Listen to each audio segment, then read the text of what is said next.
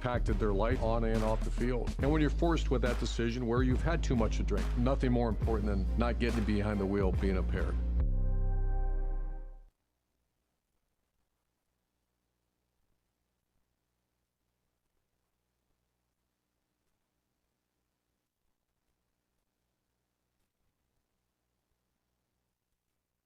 Channel9.com/chime in.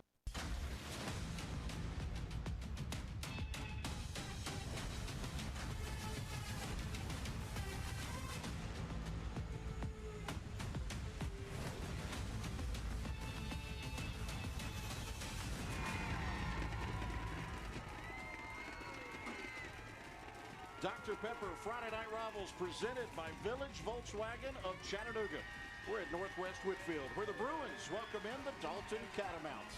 Hello, everybody. Glad to have you along with us. Glad to be back for another season alongside Scott McMahon and Dave Keelan. I'm Chris Goforth as we get set, the first of 10 tonight. And, Scott, we get delayed a little bit by weather tonight, but we're ready to get it going. We do. We are ready to get it going. Now, that's a fact right there.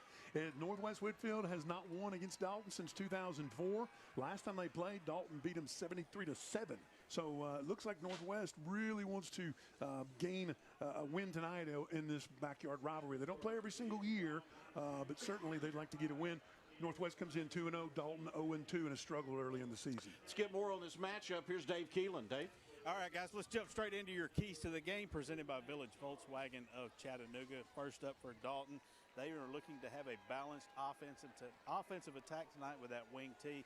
On defense, they're looking to contain the quarterback of Northwest Whitfield, and it's going to be crucial that the youngsters must play well. For Northwest Whitfield on defense, they have to tackle Dalton's athletes. It's going to be key that they're playing that disciplined defense. They're looking for a balanced attack on offense. Josh Robinson told us earlier this week that they're splitting it up. They're throwing and they're running the ball in a pretty balanced offense. And finally, do your job is the big key for Northwest Whitfield. We'll see how they shake out as the rest of the night goes. Guys, back to you. Thank you very much, Dave Keelan. Scott, we're going to see new offenses for both of these teams. We'll see the wing T from Dalton tonight. Yeah, how about that? And a little bit more running, as Dave alluded to, for Northwest. They've been known to throw it around the yard a whole lot.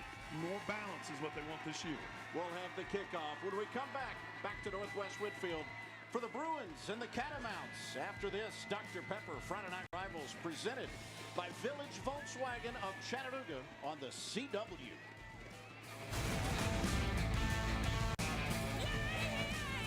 I'm Mark Ingram II. If you get behind the wheel, impaired, the impact that you have on your life, others' life is tremendous. And make sure you're never getting behind the wheel if you've had a drink or if you're impaired at all. Weeknights on Charge. We're with Major Case. What kind of person joins the Major Case squad? I'm the whack job. Let's just say they're quirky. I want to put a label on it. All I want to do is find the killer. Their methods are unorthodox. We're looking at 2 murders, one a murder, one maybe not a murder. And they get right to the point. Sit out. Aren't there any murders we can talk about? See what I mean? But you can't argue with results. You're going down for murder and armed robbery. You are under arrest. Law and Order. Criminal Intent. Weeknights at 9, 8 Central on Charge. Biggest game in Oregon football history? That's going to be a big one, man. I still pinch myself every day. I get to walk into this facility, get to be the head coach of Oregon. This is a must-win game. Let's go, coach. This month on The Nest. I have a few surprises. Gear up for something new. Showtime. We've got brand new faces. I'm Larry the Cable Guy. Here comes a dog. Exciting new thrills. Roads open, races on. Let's go. Star-studded families. This is our family and our purpose. You're about to be infected. And all new. I'm the mother. Showdowns. This is where it all starts. All month on The Nest. Go to watchthenest.com to find The Nest in your area. What the flip is this? It's TBD Weeknights. Would you repeat that? I said it's TBD Weeknights. It's amazing. And it's even more amazing with Key and Peele and Whose Line Is It Anyway? Oh, that's nice. That was spectacular. You did blow my mind. Oh, no. Where are you going? There you are. Disperse. Wait for it. What is happening? I'm getting goosies over here. You're on your way to a fun night. Weeknights on TBD.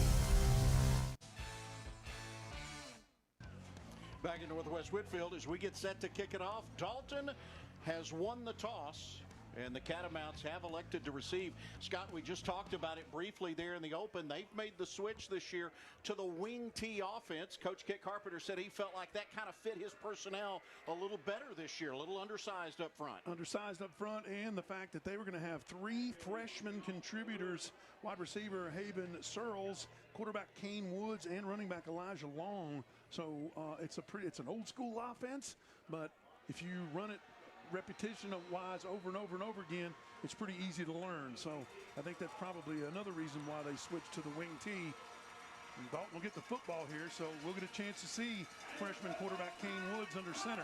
Christian Tapia hangs it up high, taken on the far side of the field at the 15-yard line. Has the 25 out across the 30. It's Isaac Summey, one of those young contributors for Dalton. Summey, a sophomore. He was a transfer in his first year at Dalton. Scott, they have 78 players on the roster this year. 32 are freshmen. 54 out of the 78 are either freshmen or sophomores.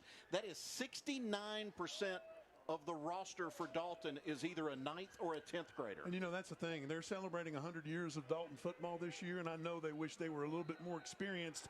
It's just one of those things that you kind of have to have a lull every once in a while. Their success has been duly noted for a century. Whoa. It was Haven Searles that took the pass. And just stood there. Yeah, Searles, it's like he thought he heard a whistle. He saw the flag, but I don't think the flag killed the play. But he did. He thought it did. See what they call here.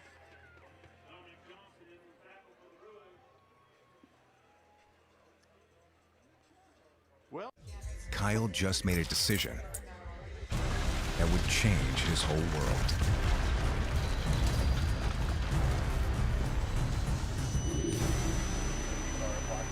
Drive sober or get pulled over. That fake pass 1-2 step over in the open field. We have number 33, Ryan Mitchell, for the Henry County Patriots, filling in the gap. And there's the end. No flag down with 2 seconds left in the first quarter. Prior to the snap, false start, number 4 on the red team. 5-yard penalty, 3rd and goal. That's on wide receiver Kadarian Fletcher, the senior. Of the red team. Of the red team, the Riverdale Warriors. He's not wrong. Oh, I've been there. That team over there. Point. And that will bring us to the end of the first quarter, with Riverdale leading by a score and knocking on the door against the Patriots. 7-0 Warriors on the Tennessee Army National Guard's Friday Night Rivals, presented by Bart Durham Injury Law.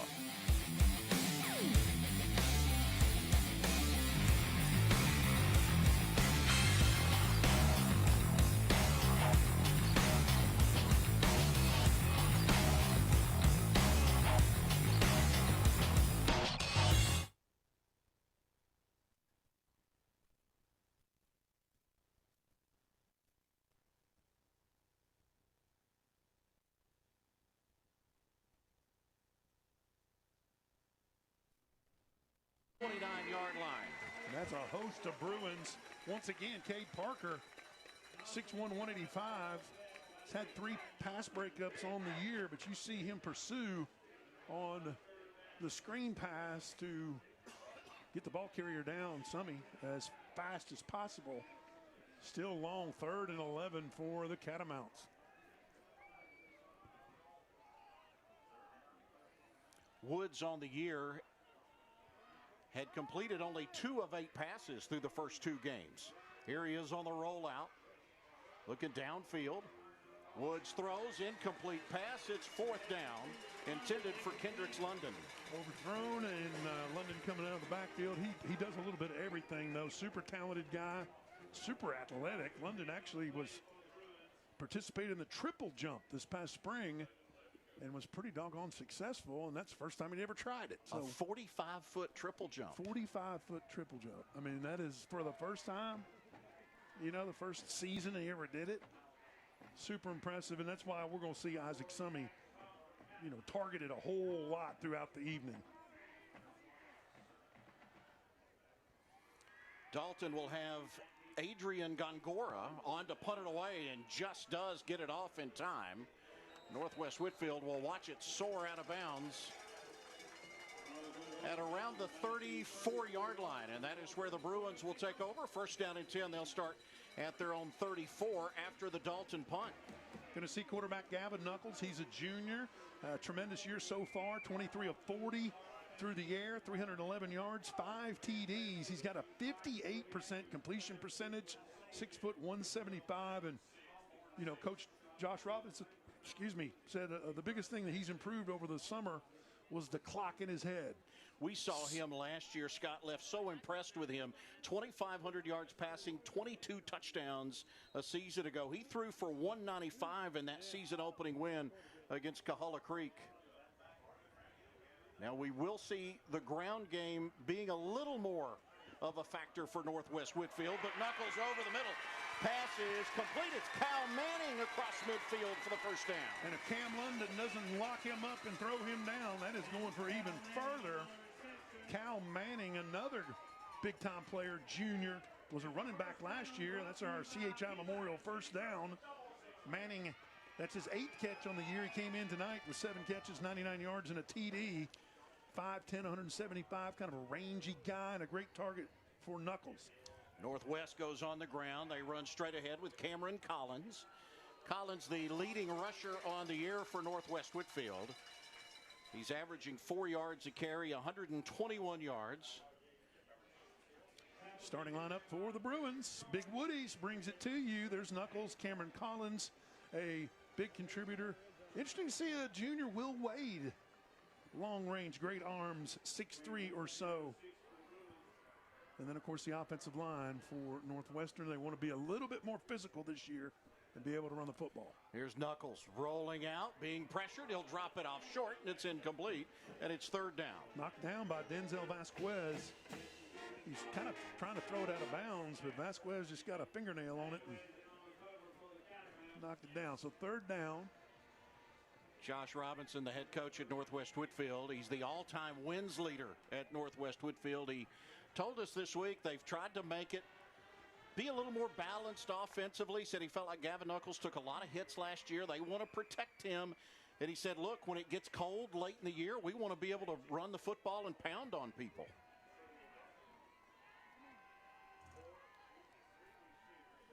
And here's Knuckles.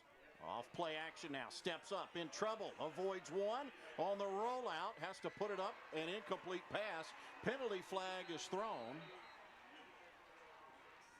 So we'll wait and see what the flag is. You were talking about how they want to be able to run the football when the months come around, when it gets cold. But that is, to me, that's a mentality, right? And I mean, changing that mentality to say, we're going to take those offensive linemen, we're going to smash the guy in front of you, and we're going to get 4 or 5 yards every single time. It's a big change in philosophy from where they were, because they were a group that was kind of holding offense, 10-yard penalty, repeat, third down. Group that was kind of a basketball on grass type of mentality. They just want to go fast, fast, fast. Sometimes you lose your edge toughness-wise, I think, when you're just snapping it, you know, in shotgun and throwing it around the yard. It seems to tend to want to come back and bite you when you get towards the end of the season and into the playoffs. Northwest Whitfield last year, 6-5. They lost in the first round of the playoffs. 5 returning offensive starters back from last year, including Gavin Knuckles, the quarterback. We've talked about him. Here he is on a big third down and long. He'll look to throw. Knuckles tipped, incomplete.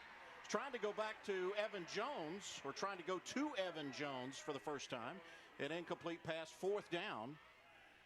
So the Dalton defense, Scott, you give up the big play on first down, they stiffen across the 50. They sure do. Defense coordinator Corey Harris and Kit Carpenter, their head coach. That's what you wanted to see. As we mentioned, coming in 0-2, just a bit of a, anomaly, really, from what Dalton and their success has been. And you come into this big rivalry game, you can stop them on their first possession. That makes you feel good about things. Get the ball back and then just kind of try to put it together play after play and make something happen if you're the Catamounts. Kyle Cummings on to kick it away for Northwest Whitfield. Isaac Summy is back inside the 10-yard line. It's a line drive kick. Summy will take it on the hop at the 15. In trouble at the 20, breaks it to the outside. Summy down the near sideline to midfield and more for Isaac Summy. Nice return, but let's give credit where credit is due for Dalton. Avery House, if we can see that again, number 42, absolutely has an edge block that is phenomenal. There must have been 3 Bruins players on that edge, and he took out the whole group. Here we go. Let's take a look at it. Watch 42 come in right there. Just gives him enough space, and I'll tell you, with Summy's speed, he doesn't need a whole lot of space. That guy is fantastic. Speed and gets it all the way in to Bruin territory. Good starting field position here for Dalton. The Catamounts 0-2. Kit Carpenter talked about confidence for his team. And you got to think, Scott, you get the defensive stop. You get the big return by Summy. Got to be feeling good. Here comes Summy on the end around to the far side. Slips away from one, and he's popped hard. Oh, my. That was Sam Crossan that come up and said hello. Crossan, the senior, has played a lot of positions, I should say, in his career. Let's watch this, ladies and gentlemen. I know football's just getting underway here, but bang, you got to love that if you love this sport. That is a straight-up crosshairs tackle. Gain of 2, second down and 8 for Dalton. Catamounts 0-2 on the year. And they go back on the ground. It's Nash Smith. And Smith, a junior, met by Caden Ramsey, senior linebacker, number 5 there, 6'1", 230. Brings the wood a little bit on the Nash Smith. Coach Carpenter says Nash is a really hard worker. Loves to practice, gets it done. But he was met with authority by Caden Ramsey on that play. Now Ramsey had 14 tackles against North Murray, so he's a dude out here, and we're probably going to call his name a number of times. Kane Woods, the freshman quarterback, on a third down. We've got a flag. Third down. Well, that's an illegal participation. Now it's a substitution infraction. And again, Scott, these are all the things you have when you have a young football team and you rely on a lot of 9th and 10th graders. And you're still in the first quarter, so you're probably still a little nervous and may have been late to get his call to get into the game or whatever the case was. But, yeah, 2 penalties like that. And now you're behind the sticks. You're 3rd and 13. Similar situation from the first drive for Dalton, where they found themselves in a 3rd and long. Woods on the rollout, in trouble, and he goes down. Sacked back at the 35-yard line. It was Lucas Amos. Lucas Amos, 6'1", 190, showed his speed and his pursuit on Kane Woods. A big loss for Dalton. There's Amos. He's feeling a little bit, too. You get a look at it. Once Woods spun out of there, I mean, take your choice. There was 3 Bruins, maybe even 4, that was going to collect him and put him on the turf. Gongora to punt. Kyle Cummings waiting for a chance to return it, standing back inside the 30-yard line. Well, a drive that started with so much promise for Dalton ended up going in the wrong direction, as Cummings will watch this one take a couple of bounces and a hard right turn out of bounds. 6:20 to go, first quarter. Dalton and Northwest Whitfield scoreless on Dr. Pepper. Friday Night Rivals presented by Village Volkswagen of Chattanooga on the CW. Kyle just made a decision that would change his whole world.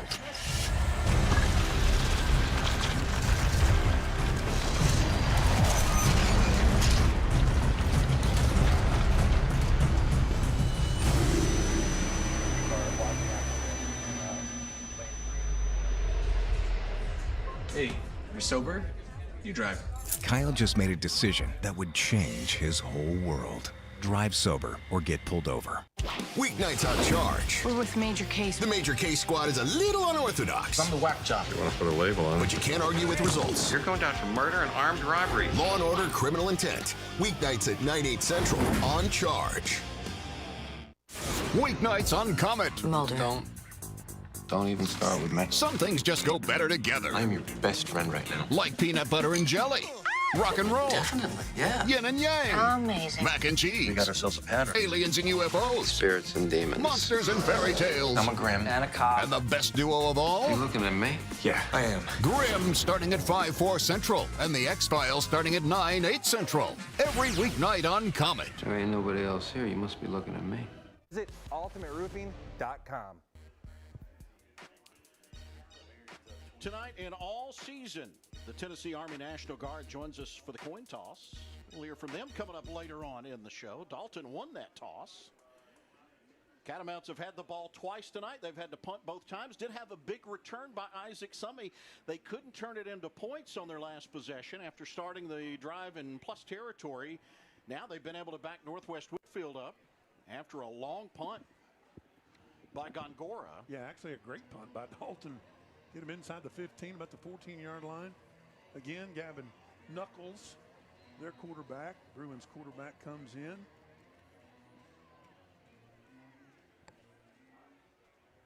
Trying to get a sustained drive. And they start on the ground.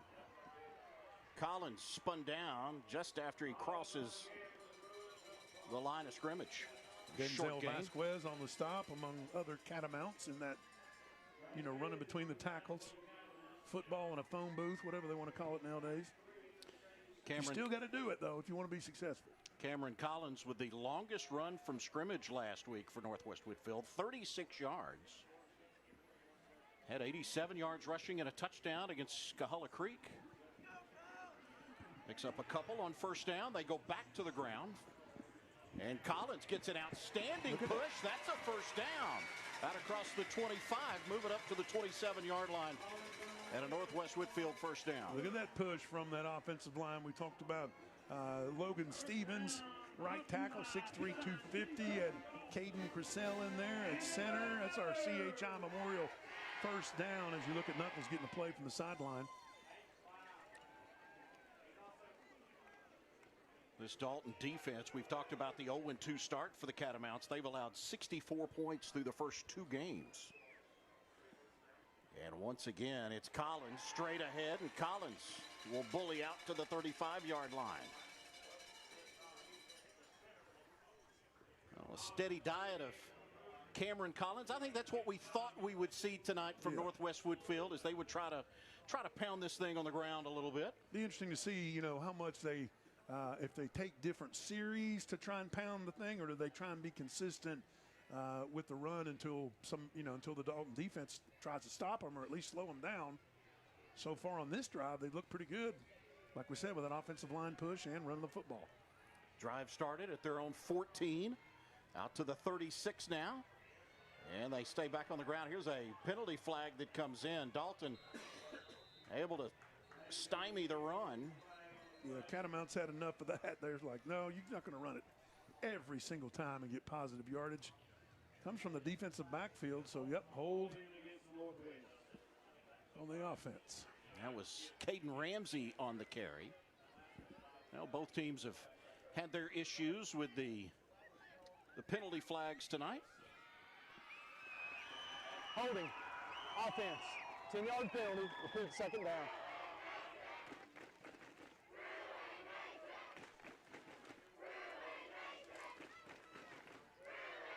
So with the mark off, it brings up now second down and long, as we're under 4 minutes to go in this first quarter. Game that got started late tonight due to a lightning delay. Ended up being about an hour later than what it was scheduled, because it was a 7:30 scheduled start. Knuckles with a high snap, sets up now, feels the pressure, steps forward, releases downfield, got him in wide open at the 40. A foot race, and he's caught from behind. It was Will Wade. Cam London with the stopper, he scores, but how, again, young guys, but how do you let the receiver get behind the defense with nobody around him? I mean, look at Knuckles, he's just like, oh my gosh, there's nobody guarding him. And you see that, nobody in the picture. As Will Wade turns and runs, a huge, huge gain for Northwest Whitfield.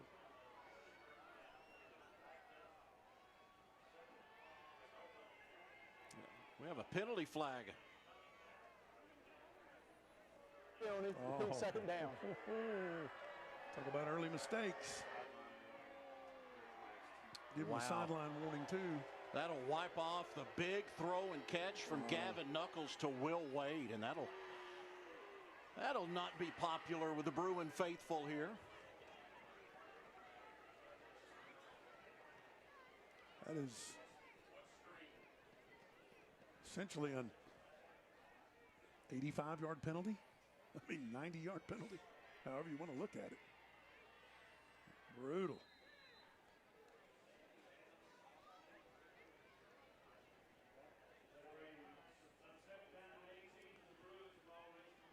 Second down and 18 after the mark-off.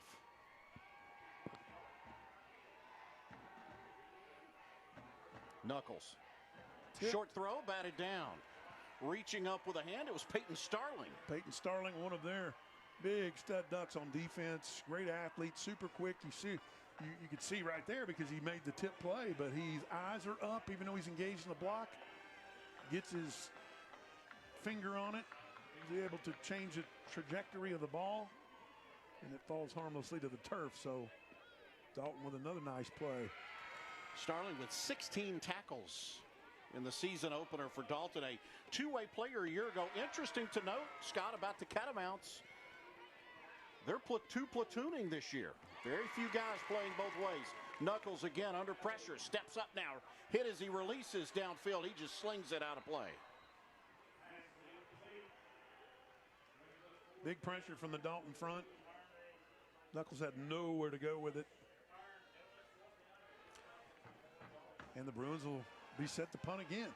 There is some experience on this defensive front and in this front seven for Dalton with Avery House, Preston Cox, and Peyton Starling across the front. That's two seniors and a junior. They've done a good job kind of disrupting Gavin Knuckles. Yes, they have. They've got after him. Cummings to punt. Summy deep for Dalton at around the 40-yard line. And again, another line drive kick. Summy with a great return last time. He's going to wave this one off. Penalty flag comes out as Northwest Whitfield will down the football at around the 42-yard line.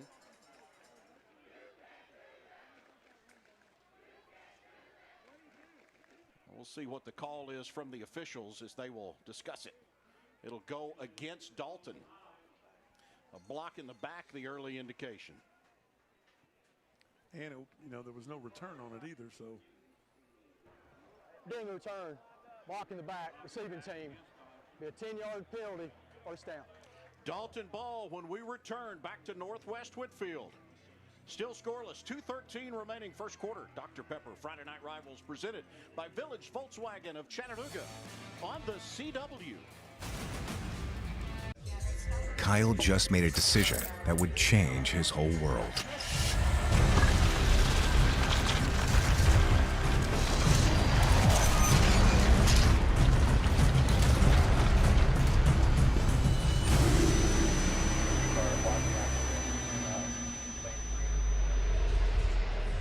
Hey, you're sober?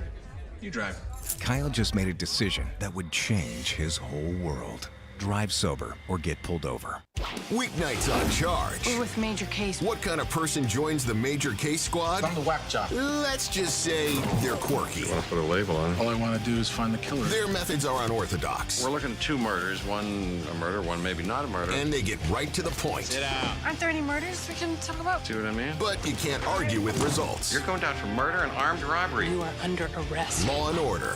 Criminal Intent. Weeknights at 9, 8 Central on Charge.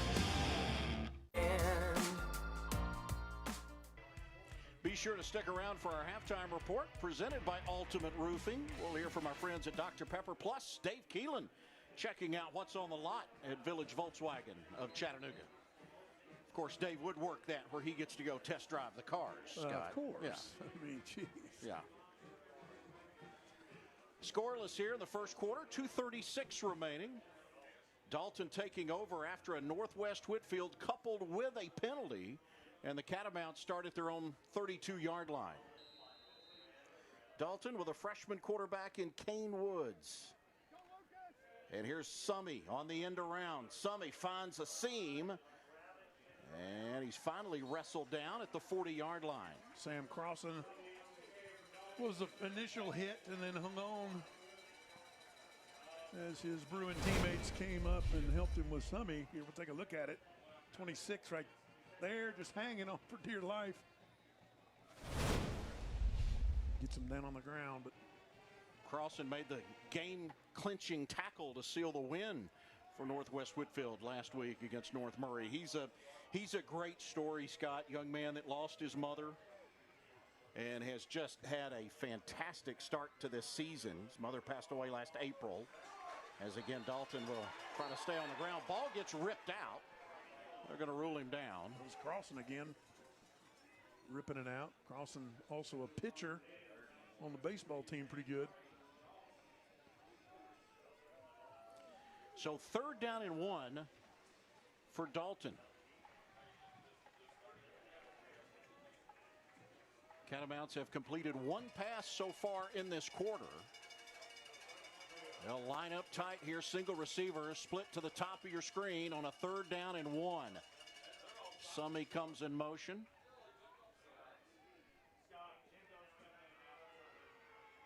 Now he's back set. And it's Summy again on the end around. Finds room. He's got the 1st down. He gets to the 44-yard line. Well, again, nice blocking by that Dalton offensive line on the right side. Weston Summer, the center. Andrew Rivera, right guard.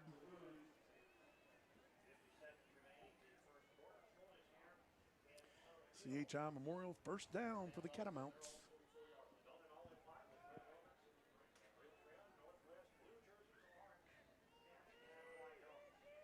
Out of the wing tee. On the misdirection, again, it's Summy. Runs right into the arms of a Northwest Whitfield tackler who will finally drive him back and into the turf. It was Dominic Johnson that made the tackle. Sam Crossan was there to assist. This was a Dalton offense that a season ago, they went 8-4, but averaged 36 points per game. Their quarterback last year, Ethan Long, his dad was the offensive coordinator here at Dalton. And his dad was hired away to Adairsville. And so Long left and went with his dad to Adairsville. And that was an offense that he directed that put up a ton of points a year ago. 1st quarter in the books here at Northwest Whitfield. We'll return 2nd quarter when we come back. This is Dr. Pepper, Friday Night Rivals, presented by Village Volkswagen of Chattanooga. Kyle just made a decision that would change his whole world.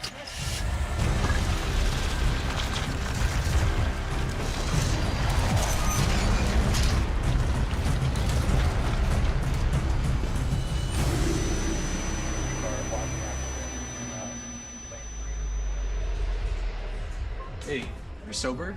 You drive. Kyle just made a decision that would change his whole world. Drive sober or get pulled over. Weeknights on Charge. We're with Major Case. The Major Case squad is a little unorthodox. I'm the whack job. You want to put a label on it? But you can't argue with results. You're going down for murder and armed robbery. Law and Order Criminal Intent. Weeknights at 9/8 Central on Charge. What the flip is this? It's TBD Weeknights. Would you repeat that? I said it's TBD Weeknights. It's amazing. And it's even more amazing with Key and Peele and Whose Line Is It Anyway? Oh, that's nice. That was spectacular. You did blow my mind. Oh no, where are you going? There you are. Disperse. Wait for it. What is happening? I'm getting goosies over here. You're on your way to a fun night. Weeknights on TBD. Weeknights on Comet. Mulder. Don't even start with me. Some things just go better together. I'm your best friend right now. Like peanut butter and jelly. Rock and roll. Definitely, yeah. Yin and yang. Amazing. Mac and cheese. We got ourselves a pattern. Aliens and UFOs. Spirits and demons. Monsters and fairy tales. I'm a Grim. And a cop. And the best duo of all? You looking at me? Yeah, I am. Grimm starting at 5/4 Central. And the X-Files starting at 9/8 Central. Every weeknight on Comet. There ain't nobody else here. You must be looking at me. TBD.com/Chattanooga today. Scoreless game as we start the 2nd quarter. Dalton and Northwest Whitfield. Bruins trying to beat the Catamounts for the first time in 20 years tonight as Dalton visits. We get the second quarter underway. We're talking about the kind of some of the changes that have happened at Dalton this offseason with their quarterback Ethan Long going to Adairsville after his dad was hired away as the offensive coordinator. Here's his replacement, Kane Woods, escaping trouble. Woods, positive yardage to midfield, and he gets out of bounds. But, Scott, that's tough. You're talking about, again, a kid last year that passed for almost 3,000 yards. Right. But you can't, and, I'm not a huge transfer portal guy at any level, but you can't hold that against the kid Ethan Long because his dad goes to Adairsville and he transfers there too. But were you talking about putting Dalton behind the 8-ball because now of all the freshmen that have to contribute, including Kane Woods at quarterback? 3 freshman starters on this Dalton offense. Woods in trouble again, steps up, gets across midfield, down he goes on a 3rd down. I'm Mark Ingram II. If you get behind the wheel impaired, the impact that you have on your life, others' life is tremendous. And make sure you're never getting behind the wheel if you've had a drink or if you're impaired at all. Sure. Yeah, they are. And it just has a feel to where if you could, either team really, if you could get some sort of explosive play, thought we may have seen one on that long pitch and catch from Northwest till they got the penalty to bring it all the way back. I feel like one of the offenses saw themselves with a nice explosive play. They might catch some momentum and be able to put some points on the board, but we have not seen that yet. And again, as you mentioned, Dalton's done a nice job of putting the Bruins kind of in the shadow of their own goalpost. Gavin Knuckles out of the pistol. And he'll hand it off. Collins out across the 15-yard line. Give him the 18 on the carry. Mention the fact that Northwest Whitfield has not beaten Dalton since 2004, 38-35. The final, Northwest Whitfield raced out to a big lead, and then Dalton came roaring back and made it a tight game there. Josh Robinson told us he was in his 3rd year as the defensive line coach at Northwest Whitfield. He's now not only the head coach, Scotty's the all-time wins leader at Northwest Whitfield. He's been the head coach for 14 years. He's kind of one of the deans of our area when it comes to North Georgia. Ramsey right into the pile, and Ramsey will drag tacklers for a 1st down out to the 25-yard line. Weston Godfrey on the stop, sophomore inside linebacker. Even though he's a sophomore, he's a 3rd-year player because they were able to bring him up and get him some experience as an 8th grader. Take another look. Year as the defensive line coach at Northwest Whitfield. He's now not only the head coach, Scotty's the all-time wins leader at Northwest Whitfield. He's been the head coach for 14 years. He's kind of one of the deans of our area when it comes to North Georgia. Ramsey right into the pile, and Ramsey will drag tacklers for a 1st down out to the 25-yard line. Weston Godfrey on the stop, sophomore inside linebacker. Even though he's a sophomore, he's a 3rd-year player because they were able to bring him up and get him some experience as an 8th grader. Take another look at it. Hard running by Mr. Ramsey there, Caden Ramsey. That's 230 pounds rolling at you. It sure is. He looks the part, doesn't he? Ramsey's been a fantastic player. He's one we've seen last couple of years on Friday Night Rivals, a 4-year starter, started as a freshman at safety. And here he comes again. Big man gets close to the 1st down sticks. This will depend on the spot. I think he gets another 1st down. Move the sticks. Kendrick London with the stop, but as you mentioned, not before they pick up the 1st down. And could this be a little bit of the momentum that the Bruins have been looking for all game? Nice tackle by London, senior. He's really, both safeties are brothers. Cam London's number 18 and Kendricks London is number 5. Now Cam's a sophomore and Kendricks is the guy that's the senior, the experienced player, and made a nice stop there. Timeout on the field, 9:27 to go. Second quarter, still scoreless between Dalton and Northwest Whitfield. The Bruins trying to remain unbeaten on the year. They look to go 3-0. And Dalton in search of win number 1 after what has been a rough start for the Catamounts with a roster largely made up of 9th and 10th graders. About 69% of the Dalton roster is underclassmen, including 32 freshmen on this roster. Which is just really surprising, shocking, but sometimes, you know, you can't, a lot of times you can't sustain the success without having a bit of a hiccup every once in a while with some young, you know, infusion of talent. You know, they're going to be good. They're just young. And experience under the lights on Friday nights, we know, that's something you can't practice. That's something you can't simulate. You got to live through it and gain the experience and gain the knowledge of how to get it done. Dalton, a member of Region 7-4A. They are in there with Cass and Cedartown, Cartersville. A couple of heavy hitters there. Those three all off to unbeaten starts on the season at 2-0 entering tonight. First down and 10, Northwest Whitfield. High snap, here's Knuckles. Pump fake. He's going deep, got a man again, wide open, and he dropped it. Will Wade had it go right through his fingertips. He was too open, Chris.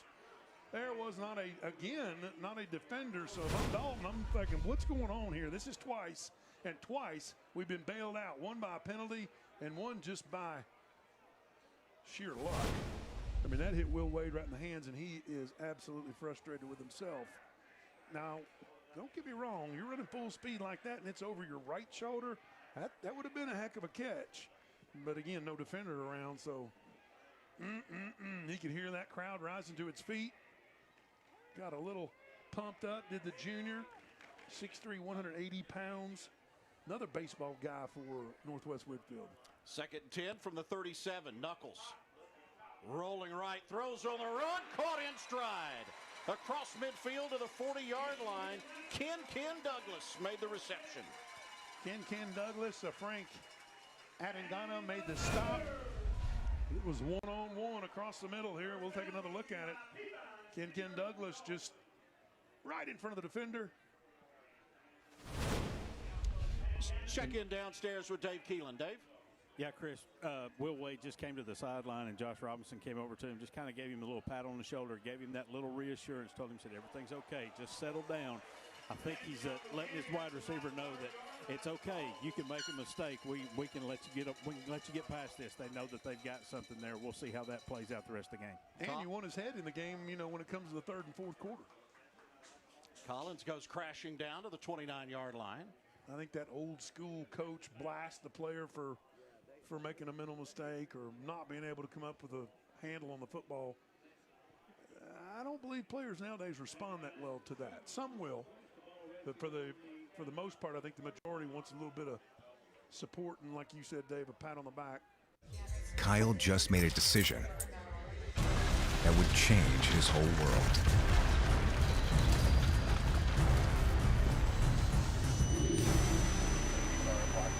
Drive sober or get pulled over.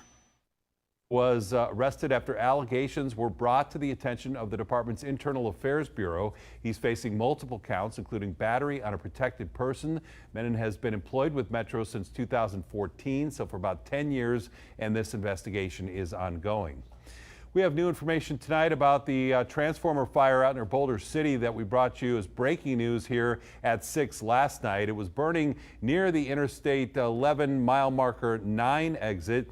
Authorities say it took 4.5 hours to de-energize and then ground the transformer, and then efforts to cool it continued through the night. Nobody was hurt out there. The cause is still under investigation. Taking a live look now at holiday travel on Interstate 15 out near Prim as a lot of people make their way into town and some locals headed out of town.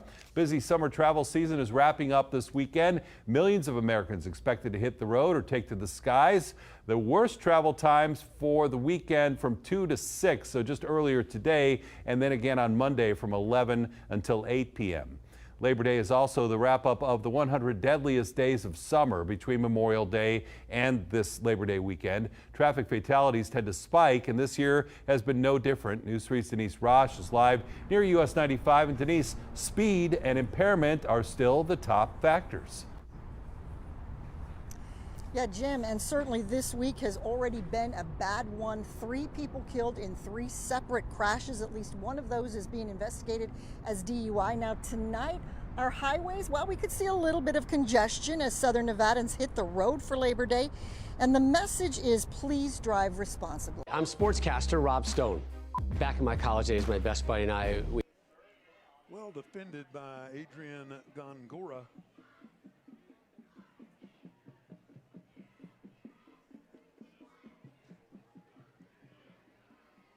Pretty big 3rd and 9 here. You got a couple of rangy receivers in Corbin Bates and Will Wade. Both go about 6'1", 6'2". You've also got a bowling ball of a running back in Caden Ramsey at 230 pounds. Do you put it up in the air for those long athletic guys, or do you try to pound it in? Here's Knuckles. He's looking at the end zone. Touchdown. Out of bounds. Did not have control and couldn't hang on. It was Cal Manning. Cal Manning, yeah, just did not have the possession before he got out of bounds. But boy, it's a pretty good throw by Gavin Knuckles. They'll have to settle for a field goal attempt. You can tell he's frustrated too. This will be the first field goal attempt of the season for Northwest Whitfield.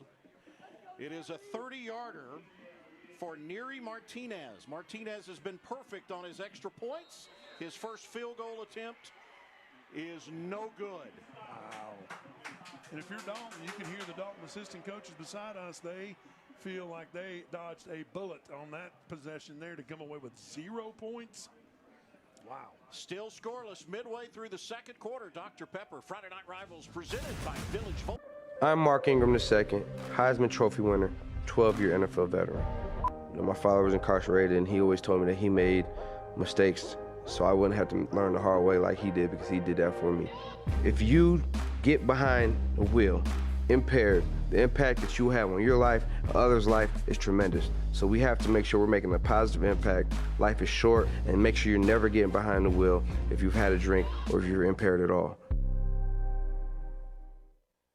This month on The Nest, I have a few surprises. gear up for something new. Showtime. Brand new faces, new thrills, and all new showdowns. This is where it all starts. Go to watchthenest.com to find The Nest in your area. What the flip is this? It's TBD weeknights. Would you repeat that? I said it's TBD weeknights. It's amazing. And it's even more amazing with Key and Peele and Whose Line Is It Anyway? Oh, that's nice. That was spectacular. You did blow my mind. Oh no, where are you going? There you are! Disperse! Wait for it. What is happening? I'm getting goosies over here. You're on your way to a fun night. Weeknights on TBD. We can help you save. Tonight's halftime report is brought to you by Ultimate Roofing. We'll have a recap of the first half here at Northwest Whitfield. Plus, we'll catch up with the Tennessee Army National Guard. That's coming up at the half. A lot of punts in those first half highlights, Scott. A lot of punts. Yes, a lot of punts and a lot of good defensive stands, and some shooting themselves in the foot on both sides of the ball. These two teams have combined for 9 punts. Check that, 5 punts so far in this first half. Penalty flag comes out as Isaac Summey brings it out to the 23-yard line. And this will go against Dalton. So what was already rough field position just got a little worse for the Catamounts. Right. It was a hold, of course, and it'll back them up 10 yards. So, as you mentioned, Offense, 10-yard penalty, repeat first down.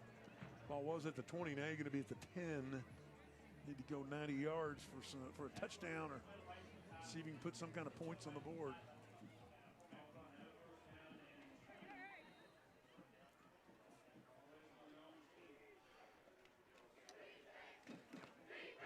They go back on the ground again, breaking a tackle. And a nice run out shy of the 20-yard line. It was Nash Smith. Smith, a junior, he's been a contributor at Dalton since his freshman year. Second carry of the night, his 9th of the season. This Northwest Whitfield defense returning 7 starters off of a team that went 6-5 last year and made the playoffs.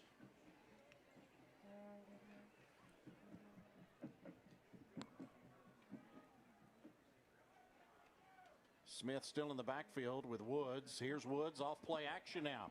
Rolling. He will run, and Woods taken down for a loss back at the 16-yard line. Pursuit was coming from Caden Ramsey, but then Lucas Amos is the guy that cleans it all up. 31, there you see him. Ramsey got in that backfield way too quickly.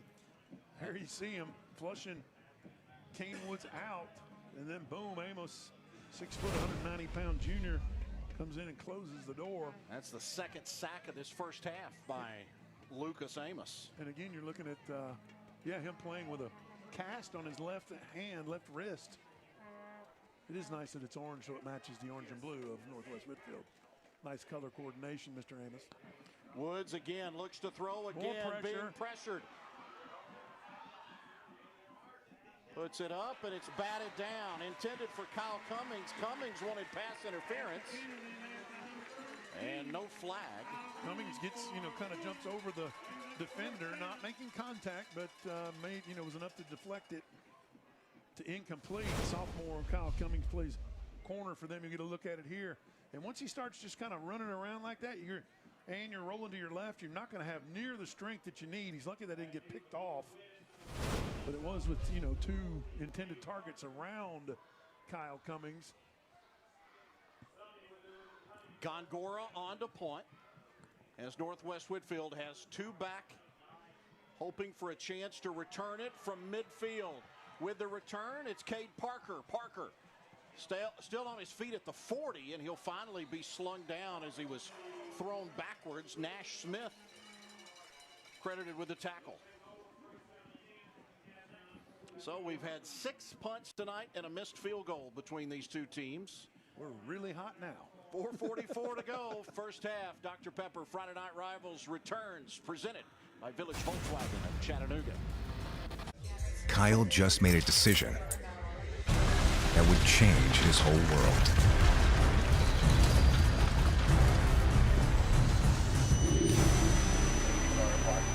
Drive sober or get pulled over. This month on The Nest, I have a few surprises. Gear up for something new. Showtime. Brand new faces, new thrills, and all new showdowns. This is where it all starts. Go to watchthenest.com to find The Nest in your area.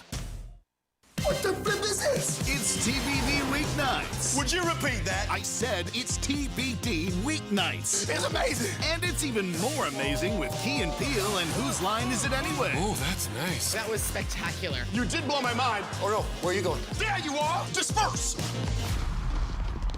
Wait for it. What is happening? I'm getting goosies over here. You're on your way to a fun night. Weeknights on TBD.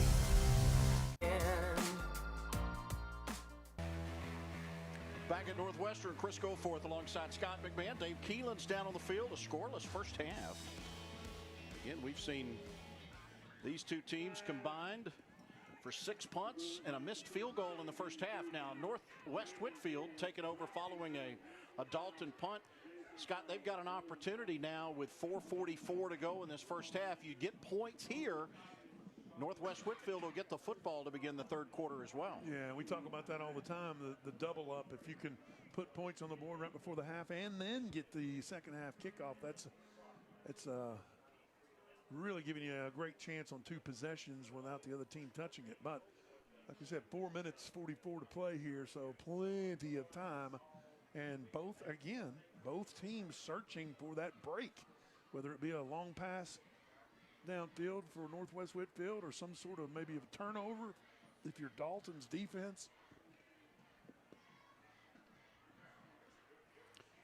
Yeah, again, I think if you're Dalton, though, in this game, and look, you've got a tough road to hoe in Region 7-4A, but, Kit Carpenter talked to us this week about, we need a little bit of experience, a little bit of confidence for his football team. I think they found maybe some of that here in this first half with how they've played. I would agree with that, even though there's no points on the board so far. But they've done some good things, and they've got an opportunity, especially, with Kendrick's London and some of that running game that they've had. Nash Smith has shown some things. Isaac Summy has been kind of the workhorse, if you will. And I like the way he's kind of a slasher and has pretty good vision. And we mentioned earlier they've scored 9 points this year, 1 touchdown for Dalton on the season, and that was Isaac Summey that found the end zone. Here's Gavin Knuckles in Northwest Whitfield now, out of the pistol. Play action, Knuckles, the keeper, the leading rusher for the Bruins from a season ago.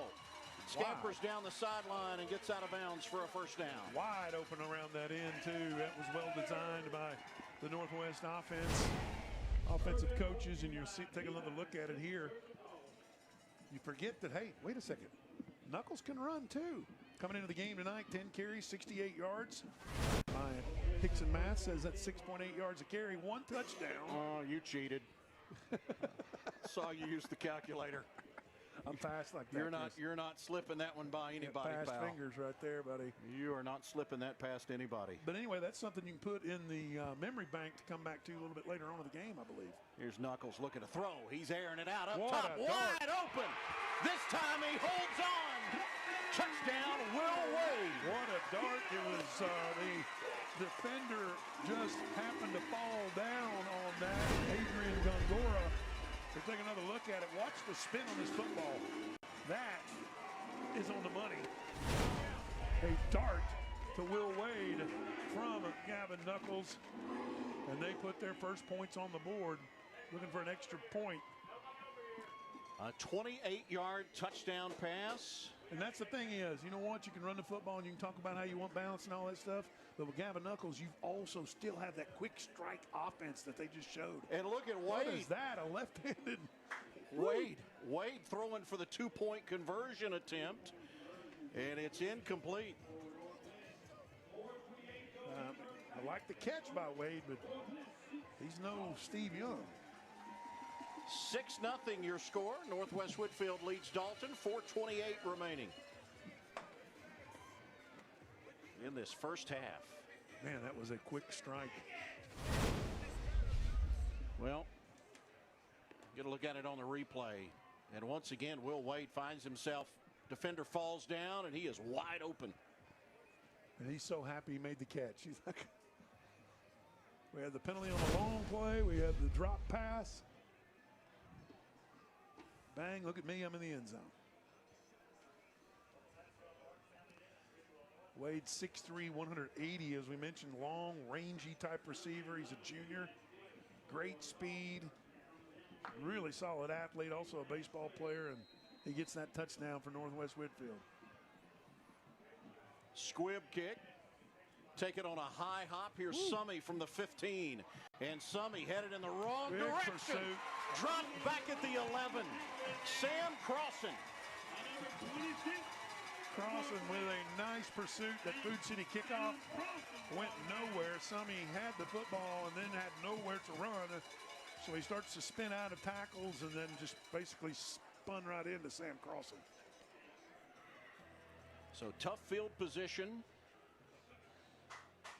for the Catamounts. They begin this drive back at their own 11-yard line. Remember how we were talking about how Dalton was winning the field possession thing? Yeah, that got flipped. Just flipped. That got flipped, didn't it? In the last 2 possessions, yes, sir.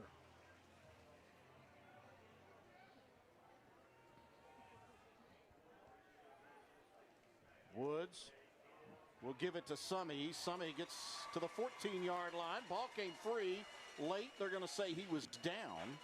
Again, it was Sam Crossan that made the stop. Crossan is all of a sudden fired up. It just looked like he was shot out of a cannon here. This will be the replay of the kickoff, but Crossan just flying to the ball carrier, makes the stop. He said pickup of about 4. Nash Smith. Check that, it's Ethan Long. It was Elijah Long, rather. And Elijah Long goes to the 21-yard line. That's enough for the first down. Move the sticks. Clock continues to run inside 4 minutes in the first half. Catamounts want to see something positive here before the half. Get something we can put in our memory bank. And of course, 6-0. Anything can happen here, but Here goes Long again, right into the teeth of that Northwest Whitfield defense. They stand him up and they drive him back. It was a host of blue jerseys that got to him, including Tony Bernecki.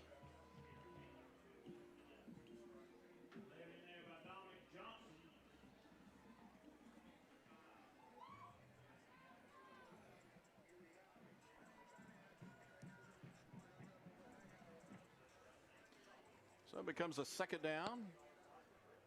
Second and long situation after the short gain.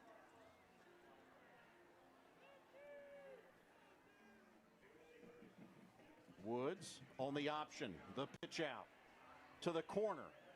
Fights his way to the 30-yard line. It was Julio Perez. Stop made by Rayvon Foster.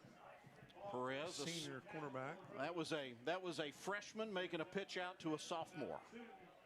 Like I said, that's down the road. That's going to pay off. I don't know how much it'll pay off for 2024, but look, Kane Woods looked pretty good running that option, making the pitch with his left hand. He did. That was well ran, smooth. Elijah Long in the backfield. Now Summy motions, goes back to the wing. And here goes Perez. He is hit in the backfield, trying to take it on the end around, and the Bruins read it perfectly.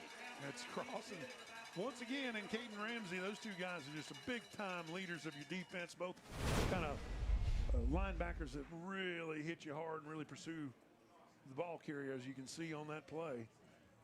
We've got a timeout that's asked for. Clock stops with 1:44, Northwest Whitfield. Amos in there, too. That might be – Amos was a little bit banged up or maybe got the wind knocked out of him. But those three guys right there, they're going to hit you hard. And a big stop here because you force the fourth down, you force the punt, and if you're Northwest Whitfield, you're going to get another crack at this thing with 1:44 to go. Exactly right. 1:44, I think they scored quickly on that last possession.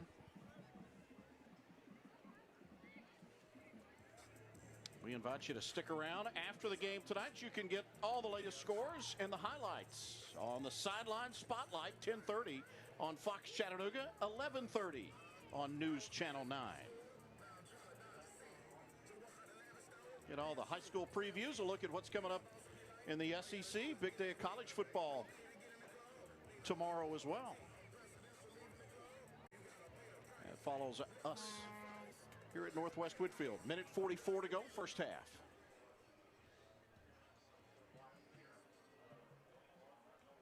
Gongora to punt. Kyle Cummings.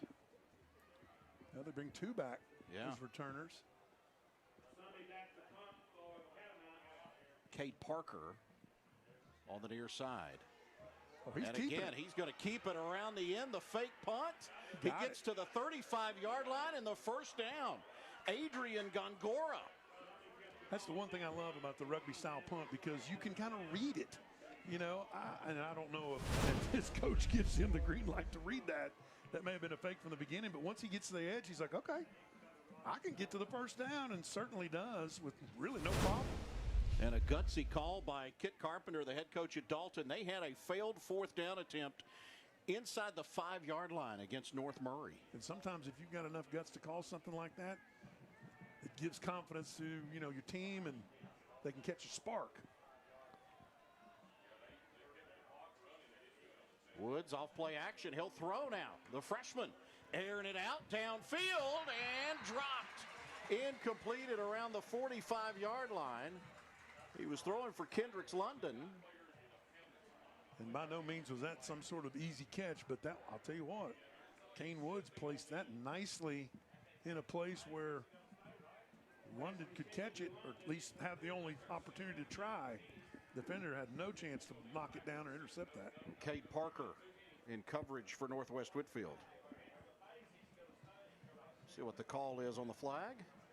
Of a hold, offense, and personal foul, defense. Penalties will offset where we play first down. We've seen our share of yellow flags in this first half as well. Bit of, you know, even though it's an offsetting penalty, that's a bit of an advantage for Dalton because you get the first down back now. 47 seconds to go in the half.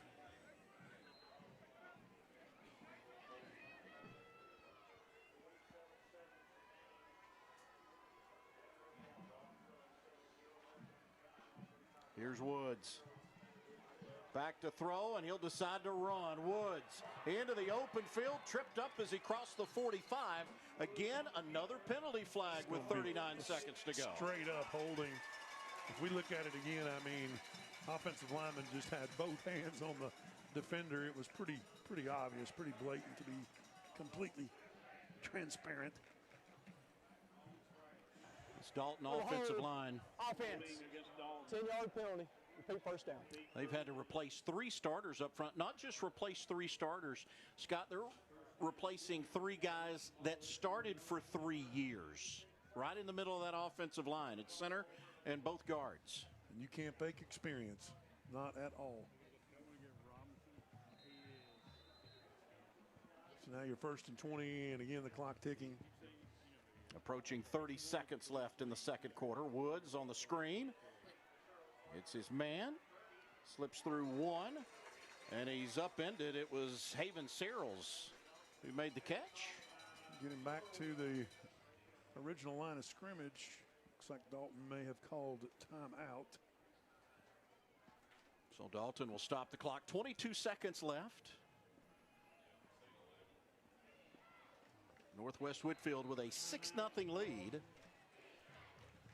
These live local games made possible by our many generous sponsors. We want to say thanks to Dr. Pepper, Scott's Furniture, Big Woody's Tree Service, CHI Memorial, Food City, Shrunk 3D, and the Tennessee Army National Guard. Northwest Whitfield with a quick scoring drive following a short Dalton punt. They needed just 2 plays. Gavin Knuckles hooked up with Will Wade on a 28-yard pass with 4:28 left in the first half. That's been our only score thus far. Both teams have had their struggles offensively. Both teams have had issues with the penalty flags in this first half. Sure have. It's kind of mirrored each other, to be honest. You know, you just have to give a little bit of an edge from moving the football to the Bruins, and of course they got the 6 points too. But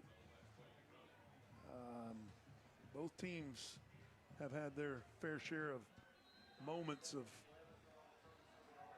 momentum killing themselves and shooting themselves in the foot. Here's Woods off play action, feeling pressure, puts it up and out of bounds. Clock will stop with 12 seconds left. On a 3rd down and 11 for this Dalton offense. Again, they have not had a play of more than 20 yards this season. An 0-2 start for Dalton in their 100th season of football. They've managed only 9 points. A lot of freshmen, a lot of sophomores. Almost 70% of this roster is under freshmen. Here's Summy on the misdirection to the inside. He's got some and room. Summy gets out to midfield. He's going to be right at the first down marker. Let's see if he picks it up. He does. It's a first down with 5 seconds left. Stop by Chance Whitfield, senior defensive back. And we've got another CHI Memorial first down, but as you were going to say, another timeout. Yeah, another timeout taken by Dalton, this time with 3 seconds left to go. Well, you just feel like if Dalton is going to have that big explosive play on offense, the ball's got to get into Isaac Summey's hands some way. I don't think there's any doubt about that. I mean, he is clearly the best offensive player that Dalton has at this point. Summy transferred into Dalton. He was a slot receiver. They moved him over to running back. And he's been effective tonight. Kendricks London, a name we've called a couple of times tonight on both offense and defense for Dalton. The leading receiver from a year ago, London, with 799 receiving yards and 8 touchdowns last year. Playing his senior season for the Catamounts. We've mentioned it a couple of times. Of course, Dalton, one of the great historic football programs, not just in our area, but across the state of Georgia. 100 seasons, the last 99 seasons, 500 or better 83 times, 48 playoff appearances in the last 60 years. That's unreal. Impressive. Woods steps up in trouble, and down he goes. He's sacked for the third time, and Sam Crossan gets him to the ground, and that will end the first half of play.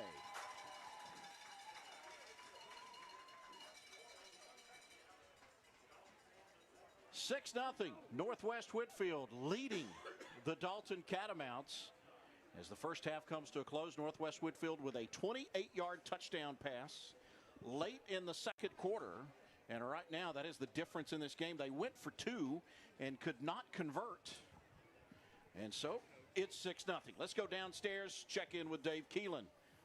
Well, Coach Robinson, took you a few shots there, but you weren't finally able to put it in. Talk about your offense a little bit and what that score kind of gives you the momentum heading into the second half.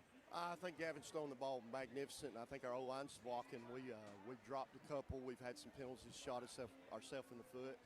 It's kind of the same story as last week against North Murray. We got to clean that up, and we'll be okay.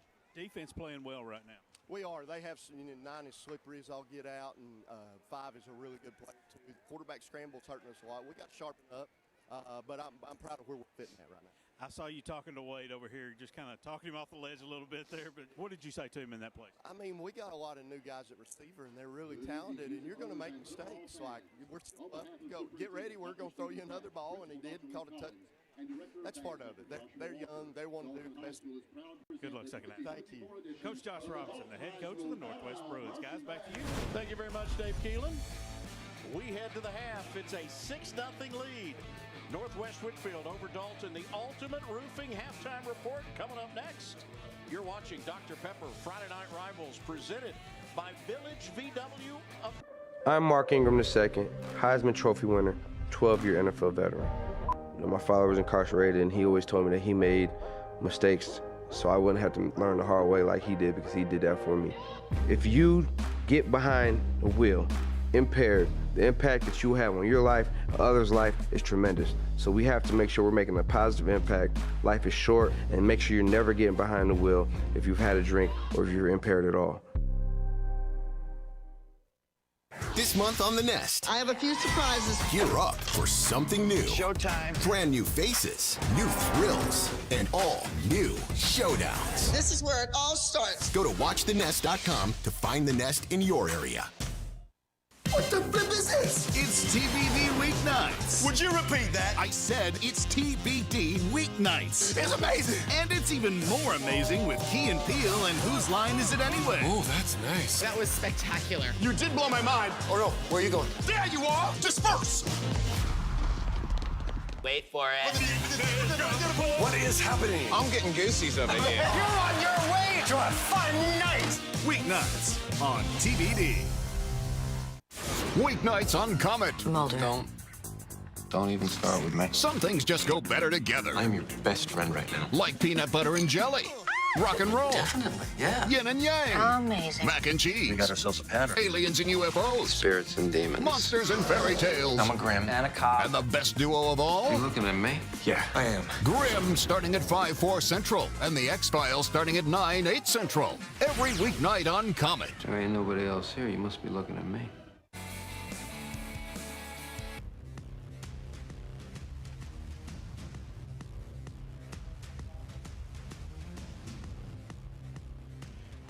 Six 0 Northwest Whitfield leads Dalton here at the Ultimate Roofing Halftime Report. We're excited this season to have Dr. Pepper with us as our title sponsor. Dr. Pepper committed to giving each home school $500 this season for letting us come out and broadcast these games. Plus, if you're in the stands, you just might get some cool Dr. Pepper swag to take home.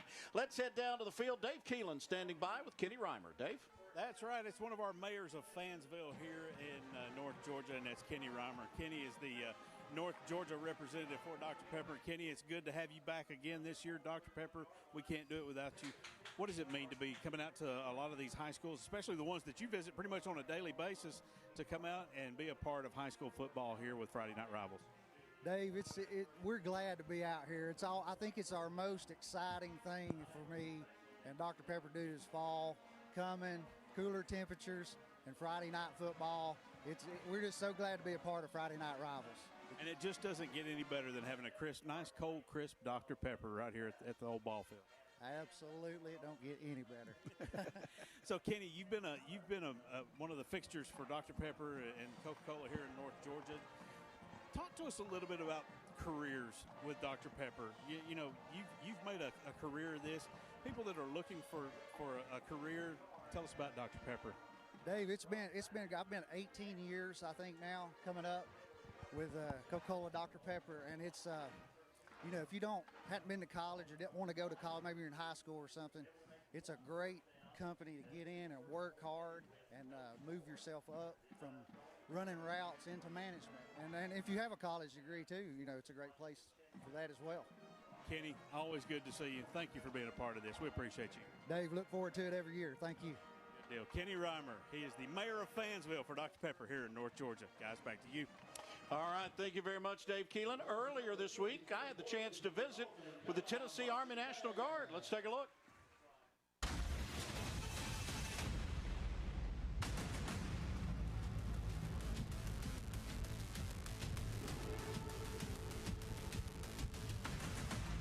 Halftime on Friday Night Rivals gives us an opportunity to chat with our friends at the Tennessee Army National Guard.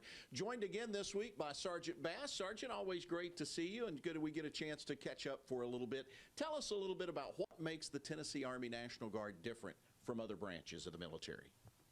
So what makes the National Guard different from other branches is that we serve a dual purpose. So not only do we serve federally, but we also serve statewide.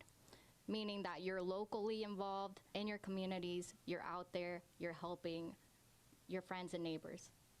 You guys do so much in the community. The Tennessee Army National Guard always out in the community, especially in times of emergency, but community involvement really important to you guys. Yes, it really is. It just shows us how thankful we are, and it allows us to give back to everyone. A little bit about some of the jobs you can do if you're a member of the Tennessee Army National Guard. We have over 150 career opportunities, anywhere between mechanics, engineering, cybersecurity, and anything you can really think of. Sergeant, appreciate the time and thank you for your service. Sergeant Bass with us here at the half on Friday Night Rivals.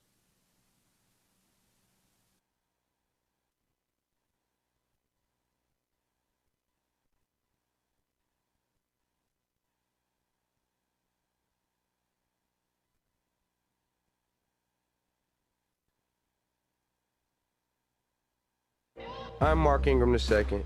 If you get behind the wheel impaired, the impact that you have on your life, others' life is tremendous. And make sure you're never getting behind the wheel if you've had a drink or if you're impaired at all.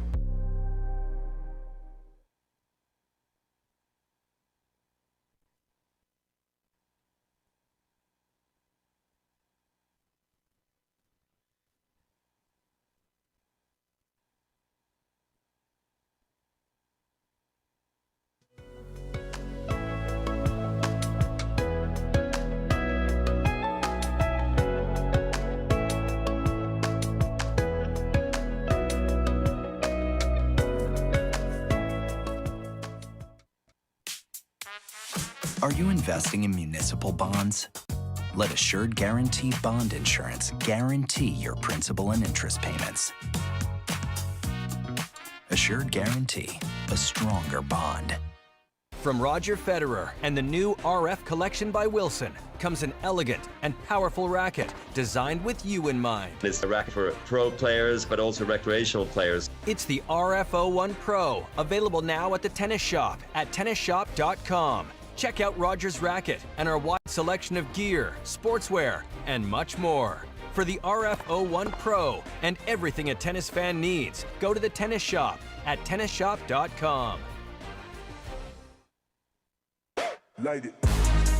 We can take people where most people cannot take them. The generations coming together. That place was jumping. The Triple Option, presented by Wendy's, wherever you get your podcasts. Living your dream life on the river.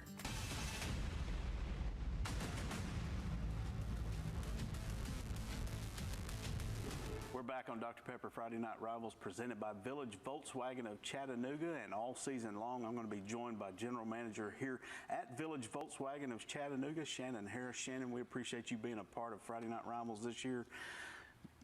Coming on board, it doesn't get much more hometown than the hometown dealers here at Village Volkswagen of Chattanooga. What does it mean to be a part of Friday Night Rivals and getting back in the community this season? Well, we really are all about being a part of the community, and I'm telling you right now, that's something I've been wanting to do for a while. I love the sports here in Chattanooga and around the area, and it's just great to be a part of it. Big weekend coming up, Labor Day weekend, not just for you guys, but in the auto industry altogether. Labor Day weekend is kind of one of those Christmas type weekends. Yes, you guys look forward to it. You're planning for it every year. Tell us about what you got going on here at Village Volkswagen of Chattanooga, and what can folks look for? You got a lot of specials coming up. Yes, sir. This weekend we're gonna start our Jettas at $19,900, which is a brand new car for under $20,000, unheard of right now. And then our made right here Atlas SE with technology, $7,500 off. That is our special for this weekend, and we plan to sell completely out of them. You don't get much more hometown than that. These cars are probably put together by somebody who's sitting in the stands tonight at a high school football game around the area. So, take a look at these hometown built cars. You guys fit every budget as well. You got used cars as well. Tell us about that. Yeah, we have our bargain row cars starting at $49.95. Really just a car for any type of budget. These cars all go through the shop. They're ready to go. Shannon, we appreciate it. Look forward to talking to you the rest of the season. Come on out, see Shannon and his crew out here at Village Volkswagen in Chattanooga. Stick around. There's plenty more to come here on Dr. Pepper Friday Night Rivals, presented by Village Volkswagen of Chattanooga.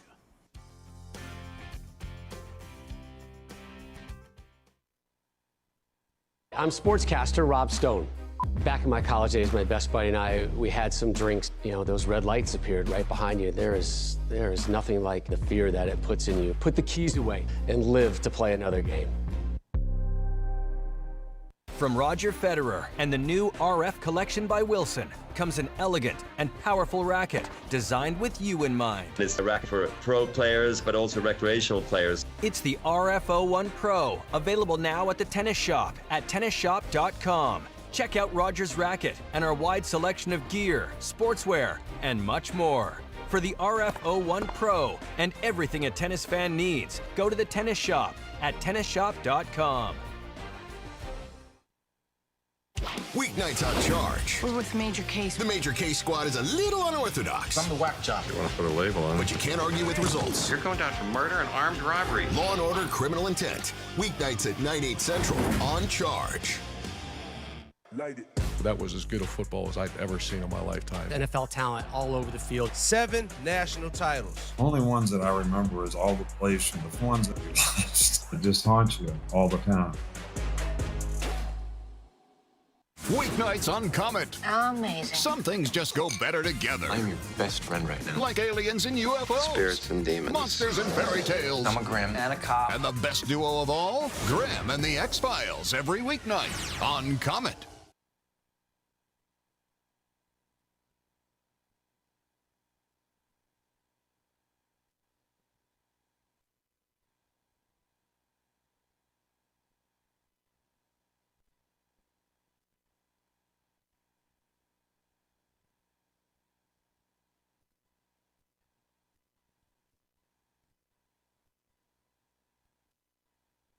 .com/Chattanooga today.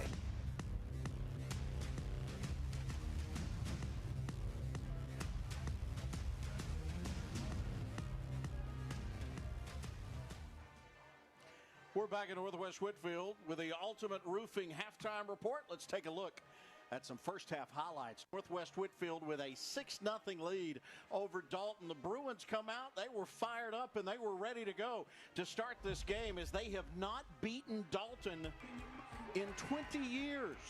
Trying to beat the Catamounts for the first time since 2004. Bruins come onto the field, try to get the offense going early on.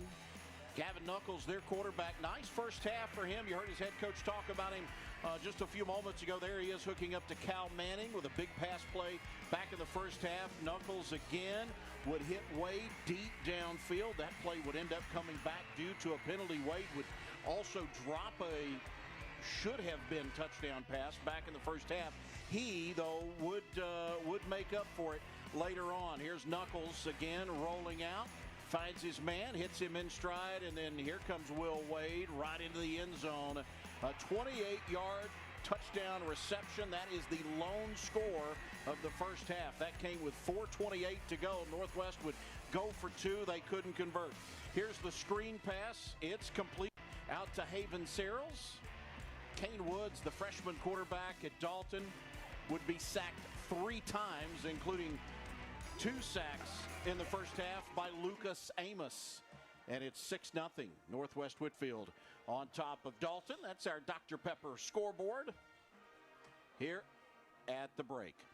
After the game, make sure you catch a full hour of the Connors. It's followed by Inside the NFL and Totally Funny Kids. That is all happening tonight following our action here at Northwest Whitfield. Enjoy Inside the NFL. NFL season kicks off next weekend. College football, full slate of games coming up this weekend. And also next Friday night, there's a look at what's happening in college football. You've got Clemson and Georgia at noon tomorrow, followed by Miami and Florida at 3:30. Notre Dame, Texas A&M, that's happening at 7:30. That's all on News Channel 9 tomorrow. Fox, Chattanooga, Penn State, and West Virginia, UTEP, and Nebraska. The CW has Marshall and Virginia and Campbell in action tomorrow with a 1 o'clock kickoff on My Network TV. And that is what is coming up next week. Also, News Channel 9 coming up. You've got in prime time on Sunday, Southern Cal against LSU. That should be a good one as well. Next week here, we head to East Ridge as they host the Red Bank Lions. We've got all the action here on the CW Chattanooga. That starts at 7. You can also stream the game on ChattanoogaCW.com, and you can also watch it on YouTube as well. A rough night tonight for Red Bank. Did not go well tonight for the Red Bank Lions, so that will not be a happy bunch of Lions come next Friday night when we see them over at East Ridge. No, you're exactly right, Coach. Ted Gatewood will probably have a whole lot of tough practices for them this week as they go travel on the road to East Ridge. That'll be a really good matchup. We'll see. A little old school Hamilton County rivalry next week. Baby. Yeah. You just nailed it. I mean, that rivalry goes back to the 70s. Definitely the 80s for sure. So that'll be a pretty good matchup. But if you're East Ridge, you don't want the Lions coming over all hacked off. We got our third quarter kickoff coming up. Northwest Whitfield with a 6-0 lead over the Catamounts from Dalton. Stay with us as we wrap up the Ultimate Roofing halftime report. We've got your second half action coming up. Here's a look at some action from across the country. We'll do that. You're watching Dr. Pepper Friday Night Rivals presented by Village Volkswagen of Chattanooga on the CW. The best Thursday night lights and Friday night Rivals highlights from across the country. Parker makes the catch at the 2. The senior with some room. Weston Parker for CPA down the right sideline. One man to beat. Touchdown Lions. All right, BA will get a chance to answer now. Here they go. This is Neo Clifton with some room. Spinning out to the 40. Past midfield on his feet. Neo Clifton trying to answer with a kick 6 of his own. Appreciate the hospitality once again, and Baylor Necessary in the Wildcat format, and he breaks through, and Baylor Necessary has some running room. Baylor Necessary is going to go 99 yards for the touchdown. Are you kidding me? Unbelievable. Little jet sweep action to the outside. Oh, big hit. We got a fumble in the end zone? Oh, boy, we've seen it all. Goodness gracious. The jet sweep to Brody Tonin and a monster hit. Mitchell scrambling, looking for Marvanus Butler. Brown made the catch inside the 20. A dime down to the 12. My goodness, Josh Stremborski.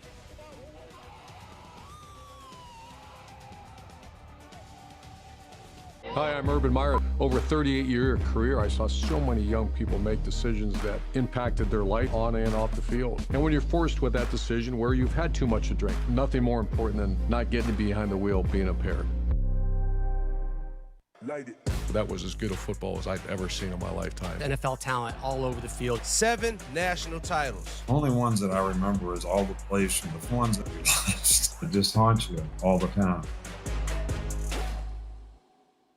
What the flip is this? It's TBD Weeknights. Would you repeat that? I said it's TBD Weeknights. It's amazing. And it's even more amazing with Key and Peele and Whose Line Is It Anyway? Oh, that's nice. That was spectacular. You did blow my mind. Or no, where are you going? There you are. Disperse.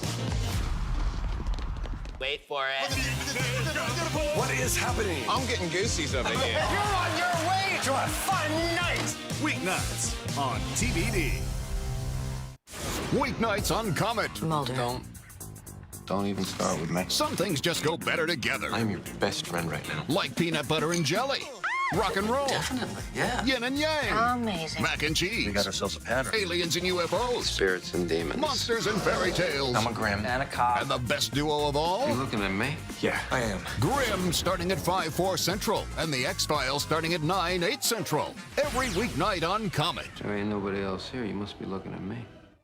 This month on The Nest. I have a few surprises. Gear up for something new. Showtime. We've got brand new faces. I'm Larry the Cable Guy. Here comes a dog. Exciting new thrills. Roads open, races on. Let's go. Star-studded families. This is our family and our purpose. You're about to be infected. And all new I'm the mother. showdowns. This is where it all starts. All month on The Nest. Go to watchthenest.com to find The Nest in your area.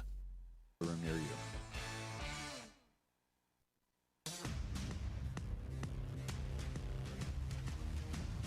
Good.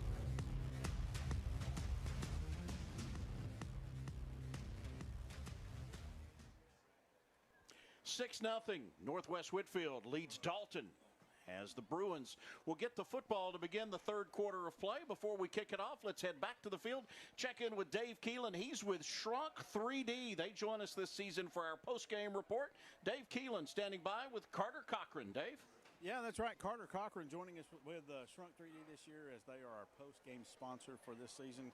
Carter, welcome to the show. First of all, it's good to have you, and I'm telling you, folks, this is one of the coolest things I have ever seen. Carter, just tell us about Shrunk 3D and what you guys do. Yeah, absolutely. First and foremost, I am so pumped for high school football to be back. I want to strap on the pads and get to work. But yeah, so Shrunk 3D, I brought a cheerleader and a football player out, but we have all type of use cases for this. If you think weddings, we do every sport. We do graduations, proms. I mean, if you can think it, you can do it. But I mean, the best part about this is it costs less than your monthly cell phone bill, and you're going to have 10,000 photos on your cell phone. But this is something that you'll be able to keep for life and have a great memory. Yeah, like I said, this is a one-of-one type thing that you do. I mean, this is obviously you can see the quality of this. You can see that it is, so detailed. Let me get in close so you can see all this. It captures all this stuff. Carter, tell us how do you capture all this? Yeah, so we actually have 95 cameras inside of a mobile trailer. It takes 190 photos all at once. It takes about 3 seconds to get the scan done. That's all it takes. Then that's where the magic happens. The next step is it goes to a professional designer. That designer stitches all those photos together, creates this awesome version of you or your child or your grandchild or your pet, and then they get printed. It takes about 2 days to print, shipped to your door, and that whole process takes about 3 to 4 weeks. I'm not going to bounce this off the turf, but I will say this is some pretty high quality stuff. Oh, it's pretty sturdy. You're not going to break it. Carter, thank you so much for being a part of this. Shrunk 3D, they'll be our post-game sponsor, post-game report sponsor this year, all season long. Carter's going to be at the games. Come by, check him out, see what they can do, set up an appointment. He can even come to your house and do this. He can even come to Ringgold Quake. He can do this at your house, too. Guys, we'll send this back to you. We need those, man. That's what I need a Dave Keelan one of those. I was going to say, can we get a little miniature Dave Keelan to carry around? Yeah. Wouldn't be, kind of like a voodoo doll. We could control him from up here. Well, you could hang him from your rear view mirror. You could, That's right. hang him up in the Volkswagen. Yeah. That'll work. He could go to work with you every day. Yeah, that'd be so much fun, wouldn't it? It's like Friday Night Rivals all year long. Northwest Whitfield set to get the opening kickoff as we begin this third quarter. Our Food City kickoff to get things underway.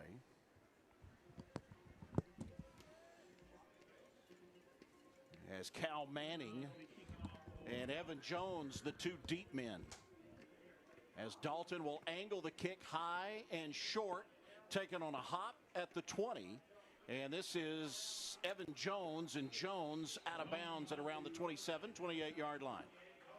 Pretty impressive to spin out of that tackle and keep his feet and gain a couple more yards. It was, as we said, Northwest Whitfield with a possession here to start the second half. Well, we talked about it late in the first half, Scott. You get that score, you get the lead, and then you get the football here to start the third quarter. If you can come down and put points on the board then, you get a chance to exhale maybe a little bit in this game if you're Northwest Whitfield. Yeah, no question about that. Now, can you go out there and kind of gather that that pause and that thoughts that calmed them down coming out of the first half at the locker room and put something to use here in the second half?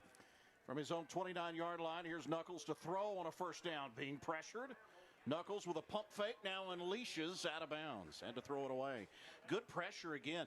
We're talking about a Dalton defense that's given up 64 points through 2 games, but Quake, I look at this Dalton defense, man, they have given Knuckles fits tonight. The thing about this, too, is not only the pressure, but look, he can't find anybody. I mean, that's great coverage by the defenders of Dalton. You look down there, and his options were very limited. That's why he just decided to chuck it out of bounds. So good team defense on both, the rush and the coverage on that play for Dalton. Here's the give straight ahead. Collins will break it to the 45-yard line and a first down, Northwest Whitfield. Made a cut and the turf monster got him a little bit there, but it was Cameron Collins with a nice hole at offensive line. We'll take another look at it here. And then when he cuts to the left, right there, he just kind of lost his balance leaning forward. That would have been a whole lot more. But nice play for the Bruins for a CHI Memorial first down. That's an experienced offensive line up front for Northwest Whitfield. 2 juniors, 3 seniors. They average 232 pounds across that offensive front. Here comes Collins again. Straight ahead, another first down and more. Collins into Catamount territory. He goes to the Dalton 30. Hendricks London with the stop, but as you mentioned, all the way to the 30-yard line. And now the Bruins are feeling some momentum on offense. Let's take another look at it. Big hole. Again, untouched through that offensive line. Zach Ridings and Caden Christel. Bryant Stanley, left tackle, just blowing some folks off the ball. Another CHI Memorial first down inside the Dalton 30-yard line is the Bruins. Christel made his first start a week ago. He's done a nice job at center. And they go back on the ground. This is Lee. Hey, why put it in the air when you're getting chucks on the ground? That's what I'm saying. The way Northwest Whitfield has. I mean, that is exactly what I'm saying. We mentioned it from the beginning of the broadcast here that they've kind of changed their philosophy a little bit more to want to ground and pound it at times. But like you, Chris, if they're not stopping it, then I'm not going to go away from it. Don't get too cute. Just do what you've done before on the last couple plays. Pick up some yardage and be happy with that. From the Dalton 27-yard line. 5th play of the drive. Knuckles sends his H-back in motion. Knuckles has time now. Slides to his left. He'll throw. Uncorks it for the end zone. Well overthrown and incomplete.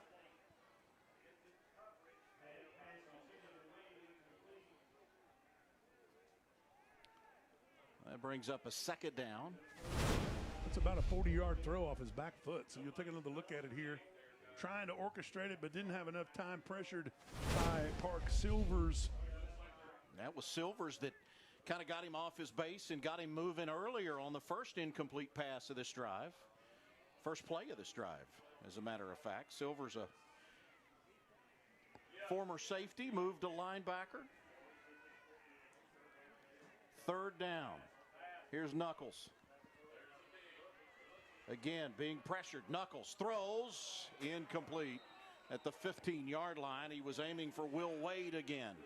Again, the coverage by the defensive backs for Dalton was impressive. Knuckles had nothing.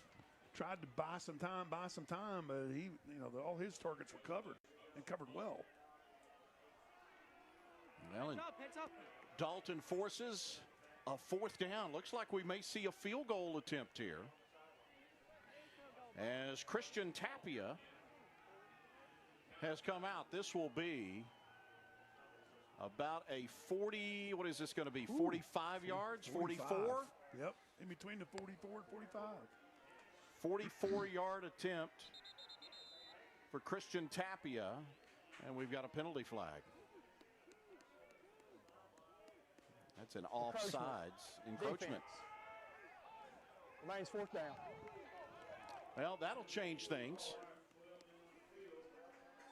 Take that 5-yard mark off. Suddenly this 4th down and long becomes 4th down and manageable.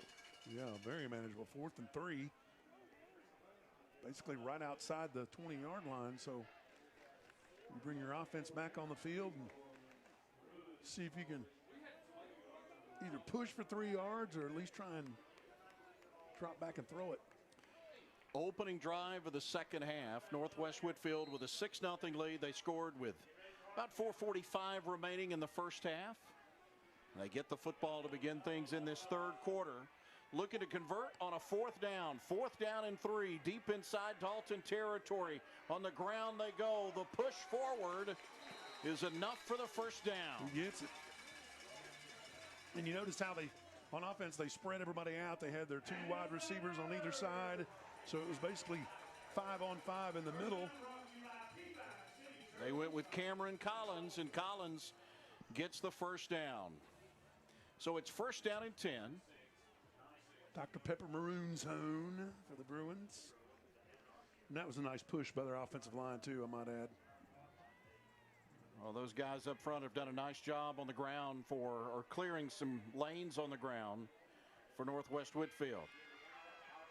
Collins dropped as he runs head first into that Dalton defensive line. Gets wrestled down. Tugwell on the stop.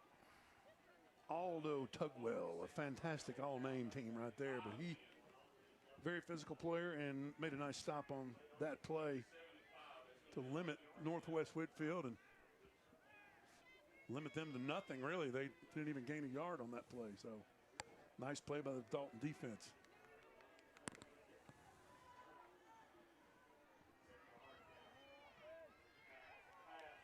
Second and 10. Knuckles looking downfield now. On the move. Knuckles directing traffic. Throws for the end zone. Incomplete. Goes right off his fingertips. Cal Manning could not pull it in. Well, nice scramble around by Knuckles, and just like you said, Manning just could not pull it in. That was Corbin Bates. It was 2 and not 12, but Bates, a junior, 6'1", 175. Was injured last year, so he gives them another option at wide receiver to add to Cal Manning and Will Wade.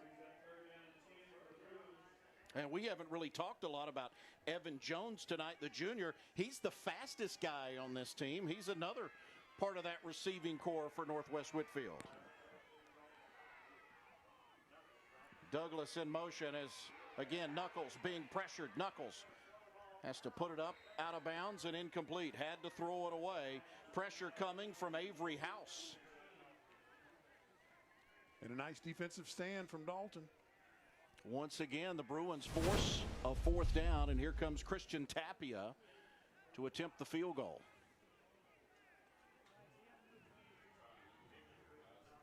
Avery House with the pressure. 42. Will Wade to hold. 35-yard field goal attempt for Tapia. His first field goal attempt of the season. The kick on its way, and it's blocked. Dalton has it on the return. It's London.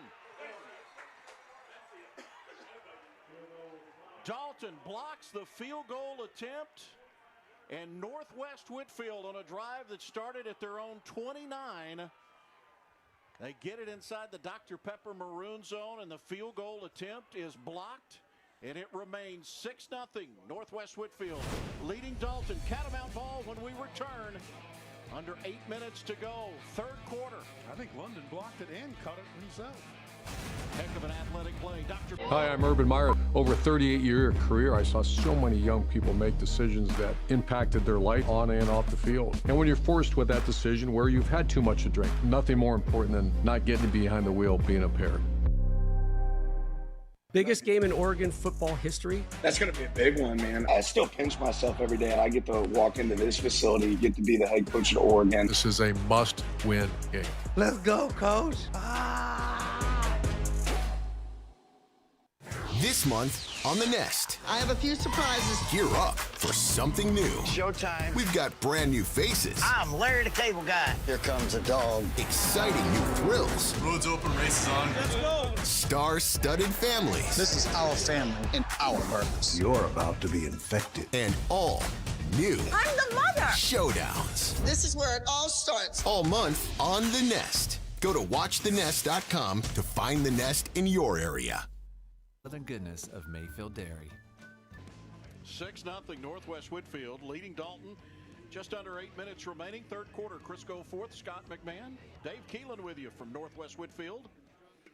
Bruins trying to stay unbeaten. Go to 3-0 in the year. Dalton at 0-2. They're looking for their first win in this 100th season of Dalton football. Northwest Whitfield trying to defeat the Catamounts for the first time in 20 years. It's been a slugfest. Mistakes on both sides. Dalton taking over after the blocked field goal attempt by Northwest Whitfield, and the run play by Nash Smith is stuffed.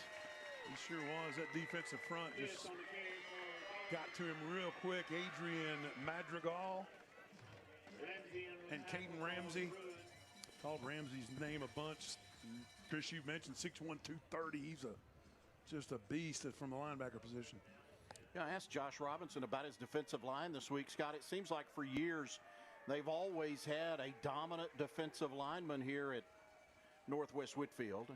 As Woods on the option, he'll keep it, and he runs smack dab into Dominant Johnson, who brings him to the turf. Coach Robinson said, no, not this year. He said, we don't have that dominant guy. We average about 213 across that defensive front, and those guys are quick, but they're not real big. But certainly we've seen some athleticism from them tonight. Yeah, they just get off the ball quickly and, like you said, pursue the ball carrier. Very athletic. Like Madrigal's 5'8", 215, so he's not some kind of big, beast mode, but he's so quick off the ball that he can get around the center and do some damage. Big third down here for Dalton. Catamounts will try to extend the drive. Woods being pressured, and Woods will go down. He is sacked by Lucas Amos. Amos just absolutely blew up the blocker, shoved him to the side, and then just bear hugs Kane Woods for the sack. That's his third of the game. Look at that. He just blows up the running back who's in there to block, and he can do nothing. Lucas Amos Jr. gets to the quarterback in a bad mood. You got the face paint, too. Amos with 3 sacks in this game. The Northwest Whitfield defense has a total of 4. As Kyle Cummings, Cade Parker back to return this punt from Adrian Gongora. And Gongora sails a spiraling kick. Fair catch called for and made at the 24-yard line by Kyle Cummings. And we've got a Dalton player down. Is that Gongora? I believe it is. It's Adrian Gongora. And he is writhing in pain, kind of pointed to his right leg.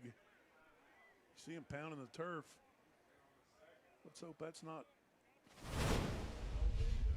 super serious.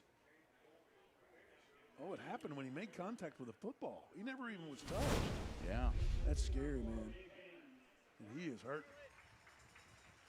And Gongora has been Could be a cramp. Could be a big-time cramp because look how stiff his leg is. Gongora has been a heck of a weapon tonight for Dalton. I mean, the Catamounts controlled field position throughout a large portion of the first half thanks to his leg. Yeah, that's got to be what it is, because if that's a torn knee, you don't walk him off. Walk it off, son. Walk it off. I think it's a cramp, so hopefully it is for Gongora. It is still a hot, little muggy tonight. Maybe those showers earlier kind of cooled things off a bit, but certainly not as hot as what we have seen earlier this week. Second possession of the second half now for Northwest Whitfield. Knuckles comes throwing. He's got Cal Manning on the far side. Manning lost the football, and I believe it goes out of bounds. Let's see if they rule him down.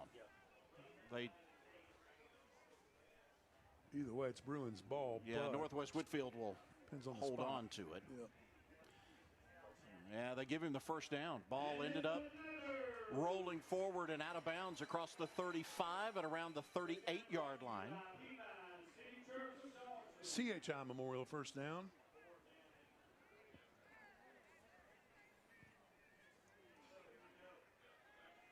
We'll get an update on Gongora here in a minute. We'll check in with Dave Keelan after this play.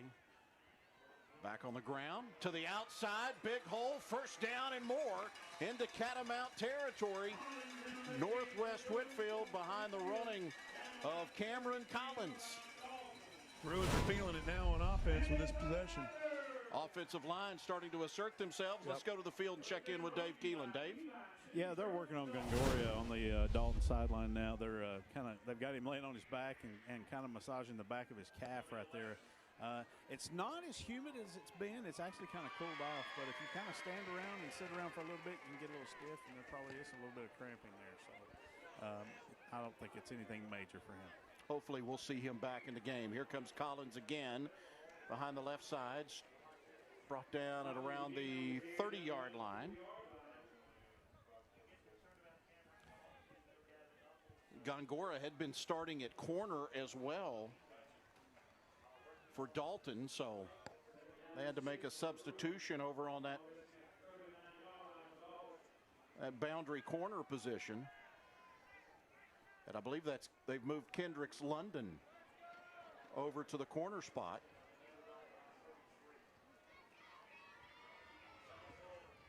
And Dalton has brought in Damani Black as Northwest Whitfield picks up another first down inside the 30-yard line.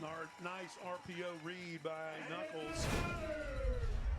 You can see he sees the defensive end, then comes in to tackle the ball carrier. Knuckles runs right around to the left side, picks up that first down. And again, the momentum is on the Bruins side here inside the Dalton 30-yard line. First and 10 at the 28-yard line of CHI Memorial, first down. Clock inside the 4-minute mark of the third quarter. Here's Collins, and Collins hit up high and finally just wrestled to the turf. Same play, RPO. He just decided to hand it off to him this time, right up the gut. It's Peyton Starling that made the stop for Dalton. Come back, and Starling is just all over the place. That guy is so good. But it was enough for maybe a 2-yard pickup, one, a long one, short two. Sixth play of the drive coming up for Northwest Whitfield. They started back on their own 24-yard line. They'll snap it on a second down and 9 from the Dalton 28. Knuckles, again, they run it straight ahead. Just trying to use that offensive line. Jacob Lee with the carry, and Lee just grinding for yardage. Avery House on the stop defensively. But you got possession of the football. It's 3rd and 9.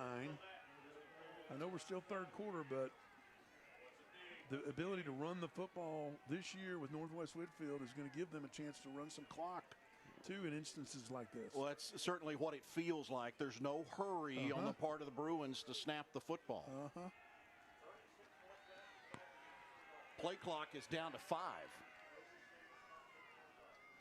And here goes Collins. Collins with room to the 15-yard line. Huge and hole. A first down. Huge hole. Stopped by Nash Smith of Dalton.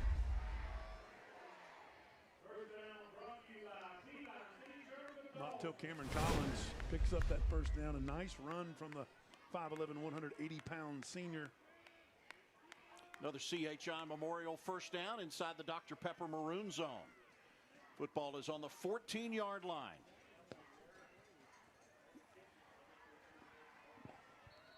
Eighth play of the drive, and we've got a timeout that is asked for. Dalton will stop it for the first time in this second half. Break in the action. We'll step aside. Northwest Whitfield threatening. Will return. Dr. Pepper, Friday Night Rivals. I'm Mark Ingram II, Heisman Trophy winner, 12-year NFL veteran.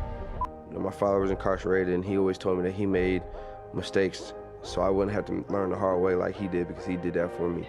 If you get behind the wheel, impaired, the impact that you have on your life, others' life, is tremendous. So we have to make sure we're making a positive impact. Life is short, and make sure you're never getting behind the wheel if you've had a drink or if you're impaired at all. Weeknights on Comet. Mulder.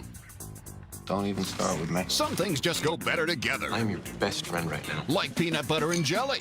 Rock and roll. Definitely, yeah. Yin and yang. Amazing. Mac and cheese. We got ourselves a pattern. Aliens and UFOs. Spirits and demons. Monsters and fairy tales. I'm a Grimm. And a cop. And the best duo of all? You looking at me? Yeah, I am. Grimm starting at 5/4 Central. And the X-Files starting at 9/8 Central. Every weeknight on Comet. There ain't nobody else here. You must be looking at me. ImplantCenter.com. Northwest Whitfield with a football and the lead here. They've got a first down and 10 in the Dr. Pepper maroon zone from the Dalton 14-yard line. Eighth play of this drive coming up, and they have milked this clock inside 2 minutes of this third quarter. Second possession of the half for Northwest Whitfield. Dalton has touched it just once in the third quarter. And here goes Collins to the left side. Collins to the end zone. Again, another great push from the offensive line. Collins smelling pay dirt.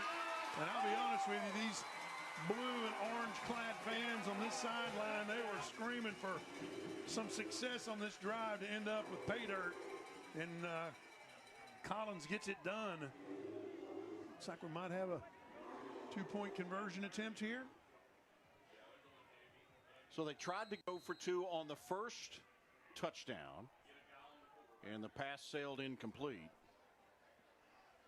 And Knuckles is out there, so they're gonna try to go for two. It was Will Wade that attempted the pass on the last two-point conversion.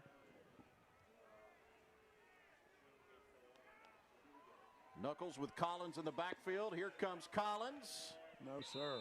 And he's not able to push the pile forward. Couldn't get the movement up front that he needed. Peyton Starling on the stop, too.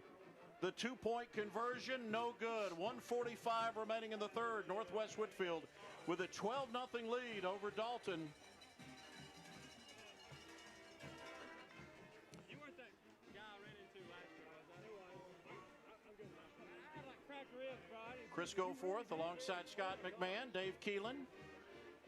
The first of 10 straight for us on Friday Night Rivals here on the CW Chattanooga, presented by Village Volkswagen. Want to take an opportunity and say thanks to some of the folks that make this game possible, like Dr. Pepper, Chattanooga Dental Care, TVFCU, Ultimate Roofing, Village Volkswagen of Chattanooga, and RSW. And keep in mind, we've got a player of the game we're going to have for you in the fourth quarter and a play of the game. I think we got some good options for both. Dalton to kick it off here, the Food City kickoff, a short kick, and for Northwest Whitfield kicking off, Dalton falls on it. Some pretty strong field position, too, for the Catamounts. Looks like the return man, up man, may have got a little banged up there.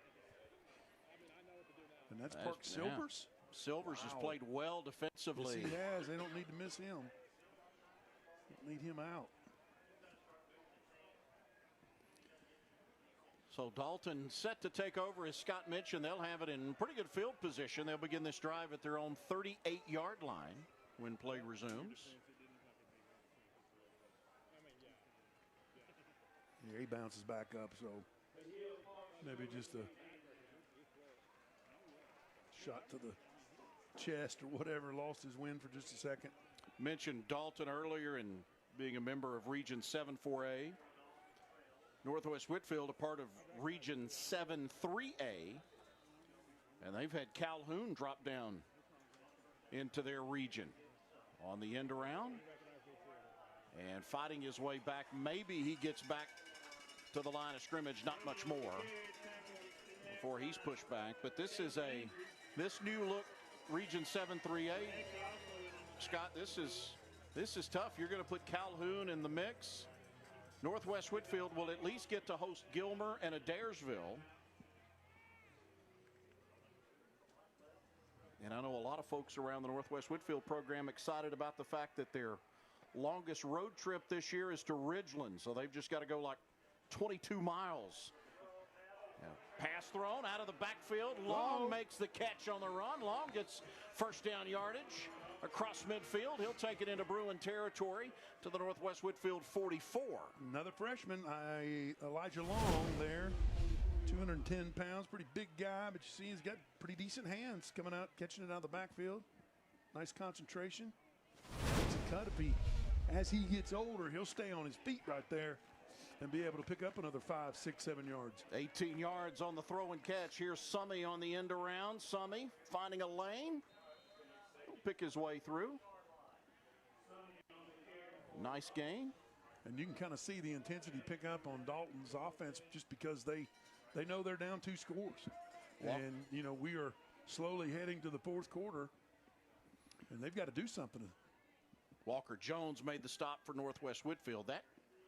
Let's see if they elect to snap it again as we work through these final few seconds. They bring Elijah Long back in, 44. They don't have to snap it if they don't want to.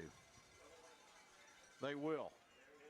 On the end around, it goes to Perez, and Julio Perez has the first down to the 31-yard line, and that will bring the 3rd quarter to a close. Northwest Whitfield tacks on their 2nd touchdown of the night, and they've got the 12-0 lead. We go to the 4th quarter. Northwest Whitfield and Dalton. Dr. Pepper Friday Night Rivals presented by Village Volkswagen of Chattanooga. Right here on the CW. We've got the 4th quarter when we return. Kyle just made a decision that would change his whole world.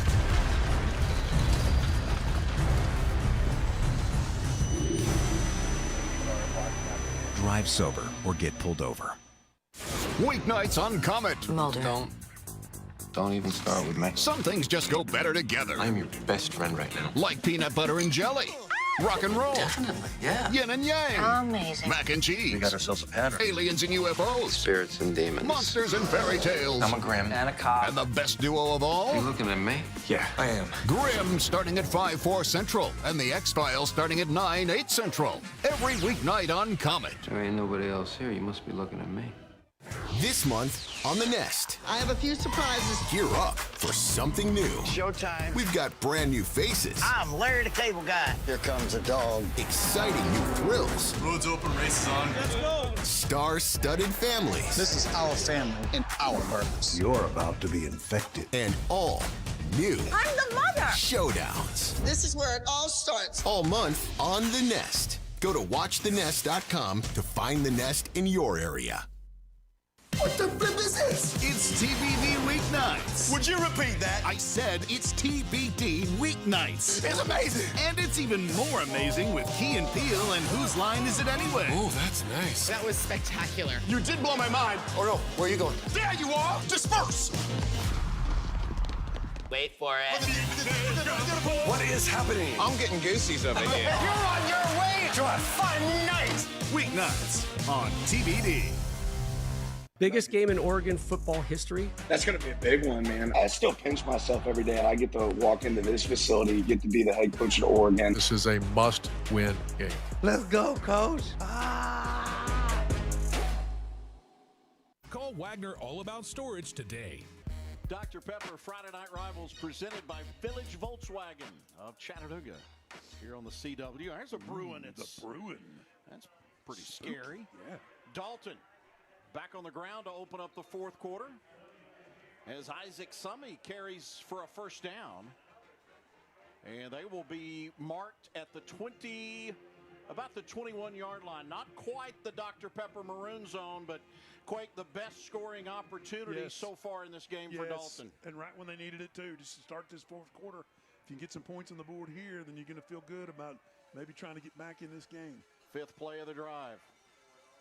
Here's the give. Perez on the end around to the left side, and Perez gets inside that Dr. Pepper Maroon zone. He goes to the 16-yard line. Julio Perez, sophomore, big guy. We just saw him with the ball. Came in tonight with 4 carries and 11 yards, but obviously a big part of what they're doing in this wing T offense. Into now officially the Dr. Pepper Maroon zone. And once again, it's another freshman, another sophomore that's involved in this offense. And here's Perez again. Bang. And Perez twists inside the 15-yard line, leading down to around the 13, it looks like, where they'll mark him down. Kind of dropping the hammer on some of those defenders. Take another look at it. Deviant out a shot there, spins out of it, picks up another 2 yards. That's the way you run with the football, Mr. Perez. Third down from the Northwest Whitfield 13-yard line. Woods will hand it off, and he's met by Sam Crossan in the hole. Caden Ramsey also. That was a great team defensive effort by the Bruins. Nash Smith on the carry. But Crossan and Ramsey team up on the stop. They have played really well tonight. Both of them kind of make the initial hit, too, and just group tackle him. We've got a timeout that's asked for. 10:13 to go. The injury, too. It looks like Smith a little slow to get up. Yep. Nash Smith, the ball carrier. Well, Ramsey at 230. Sam Crossan at 185. That's not going to feel good. Shots out here now. No doubt. On both sides. No doubt.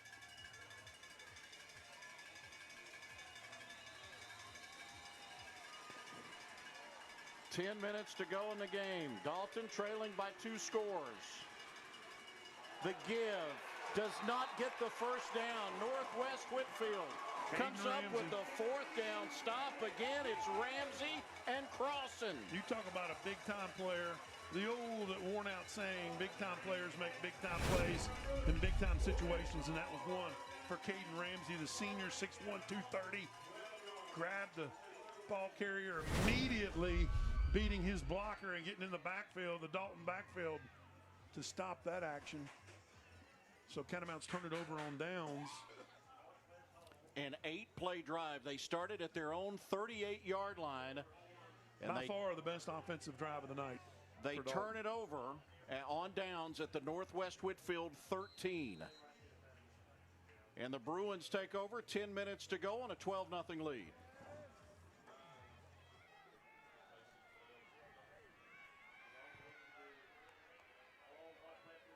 Knuckles to Collins, and Collins gang tackled at about the 15-yard line. Now, if you're Northwest Whitfield and Coach Josh Robinson, you got to, you're talking to you guys, you're like, look, we're going to try and let this clock run a little bit, but let's not do anything stupid. Let's not have personal foul or something like that. And darn sure you don't want to have a turnover, a dropped, fumble or whatever, and that close to the goal line. So fundamentally sound is what you need to be here in this possession. We've seen our share of penalties in this game. No turnovers yet for either side. Both teams have done a nice job protecting the football.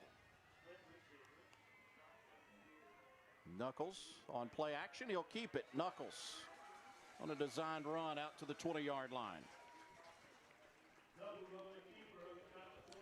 That'll bring up a 3rd down. About 3rd down 3. Although Tugwell on the stop. But again, if you're in Northwest, you just want that clock to move. Keep moving. Whatever means possible.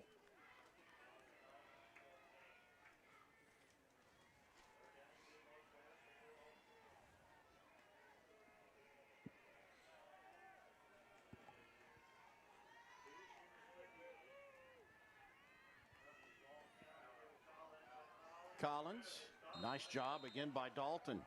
Peyton Starling there. Yeah. Guess who? 52. He is a disruptive dude. You can see him busting through the line there. Gets Collins down on the ground immediately. Brings up a 4th and 3 where the Bruins, they're going to have to punt. Kyle Cummings on to kick it away. Isaac Summey for a chance to return it. You know, we talked earlier, it felt like at that point, like maybe the best chance Dalton had for a big play was to get the ball to Isaac Summey. This punt gets past him, still rolling at the keeps on rolling. 25-yard line. It goes out of bounds at the 20. And that is where Dalton will take over when play resumes. 7:41 to go, 4th quarter. Northwest Whitfield with a 12-0 lead over Dalton. This is Dr. Pepper, Friday Night Rivals, presented by Village Volkswagen of Chattanooga. Kyle just made a decision that would change his whole world.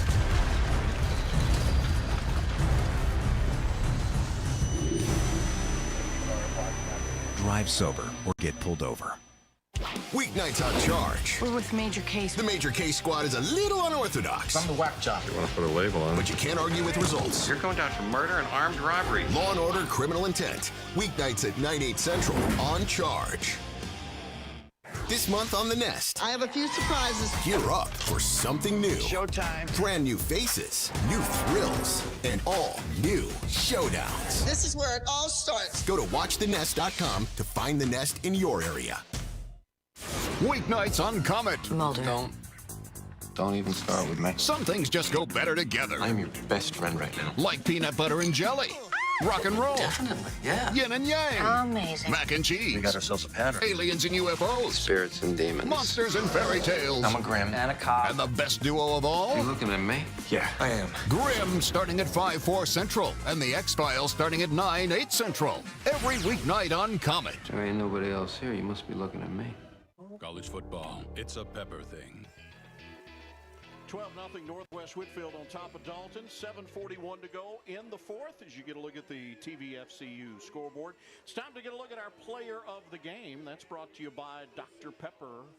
And we're going to go with Lucas Amos, the linebacker for Northwest Whitfield, number 31, a kid that was injured at the end of last season. But boy, Scott, has he been a disruptive force in this football game tonight. He has had Kane Woods running for his life. Yeah, 3 sacks. Like we said, old school, got the orange cast on his left wrist. I mean, he painted face. I mean, he is just absolutely a physical nightmare for Dalton tonight. So kudos to Lucas Amos, the junior, 6 foot 190, disruptive. And look, we had a couple of guys that we could have picked from here. The entire linebacking crew. I was going to say, we could throw Dominic Johnson in that mix. We can throw Sam Crossan. We can throw Kate Ramsey in there. Those guys all played well tonight. Now you get a look at Crossan and Johnson and Amos. But Lucas Amos, our Dr. Pepper player of the game. So 1st down and 10 for Dalton following the Northwest Whitfield punt from their own 20-yard line. Woods to Summey on the end around, and Summey, again it was Amos. As if on cue, Lucas Amos made the tackle. And Crossan helping to clean it up. Yep, that was on cue. And again, that Northwest Whitfield Bruins have, the linebacking core has played lights out pretty much all night.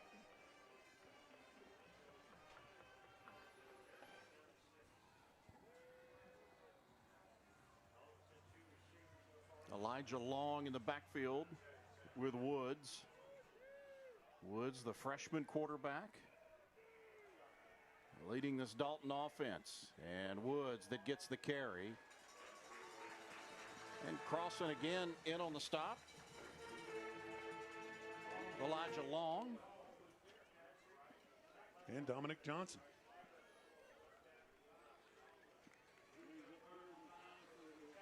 Well, 3rd down here for Dalton.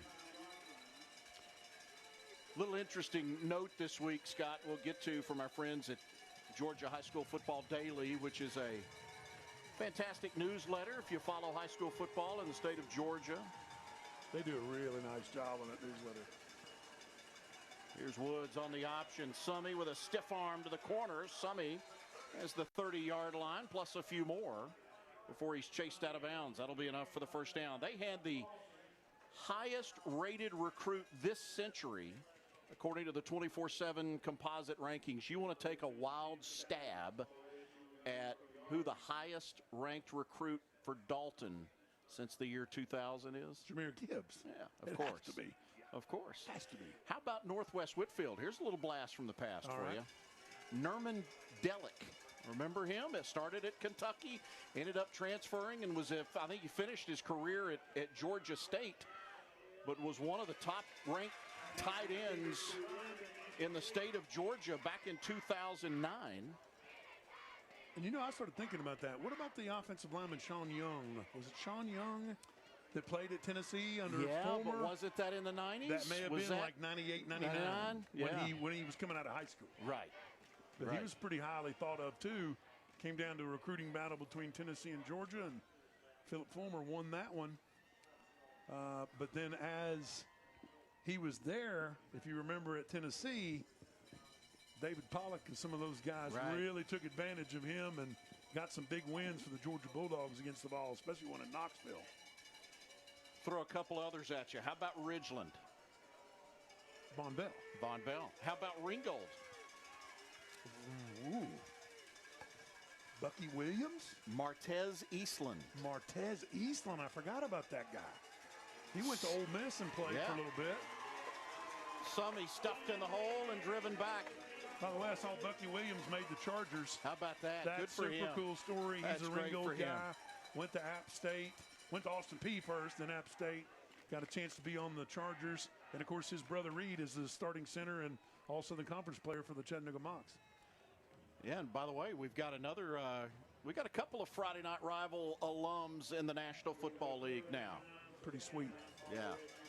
Jameer Gibbs being one. Right. Our guy Ladd McConkey. Yep. Ladd McConkey. Yeah, Dave Keelan has been all about Ladd McConkey with the Chargers this year. Not enough to give up his chief fandom, though, but he has been all about Ladd McConkey out west. A couple of others. Here we go. How about a Daresville? Vic Beasley. Okay. Yeah. I didn't realize he went to a Daresville. How about Calhoun? Here's a name for you. Boy, there's he went to Tennessee. Yeah. Receiver. Derek Rogers. Derek Rogers, yeah, golly, forgot about him too. Easy one, Cartersville. Trevor Lawrence. Yeah. And from Cedartown? Cedartown, Nick Chubb. Nick Chubb, that's right. You're pretty good at this. I'm not bad. You're pretty good at Not this. bad. My wife's best friend lives in Cedartown, so they have a like Chubbville or Chubbtown or something like that where his whole family is originally from. Hey, after the game, make sure you catch a full hour of the Connors. That's followed by Inside the NFL and Totally Funny Kids. It's all coming up. That's following our action here at Northwest Whitfield. Good to see Inside the NFL back for another year. Dalton on a third down. Woods and Long in the backfield. Woods on the rollout. Big pressure. And he goes down again. I believe that was Sam Crossan that shot through and tripped him up. You talk about team defense now. That was just on display. Adrian Madrigal, also 59 in on the pressure. You can see him coming from behind. That was Dominic Johnson. That was 30 and not 26. Geez, I mean, it was just, there's like 5 guys all over him. So fourth down, Dalton will have to put the football away now with 4:45 to go.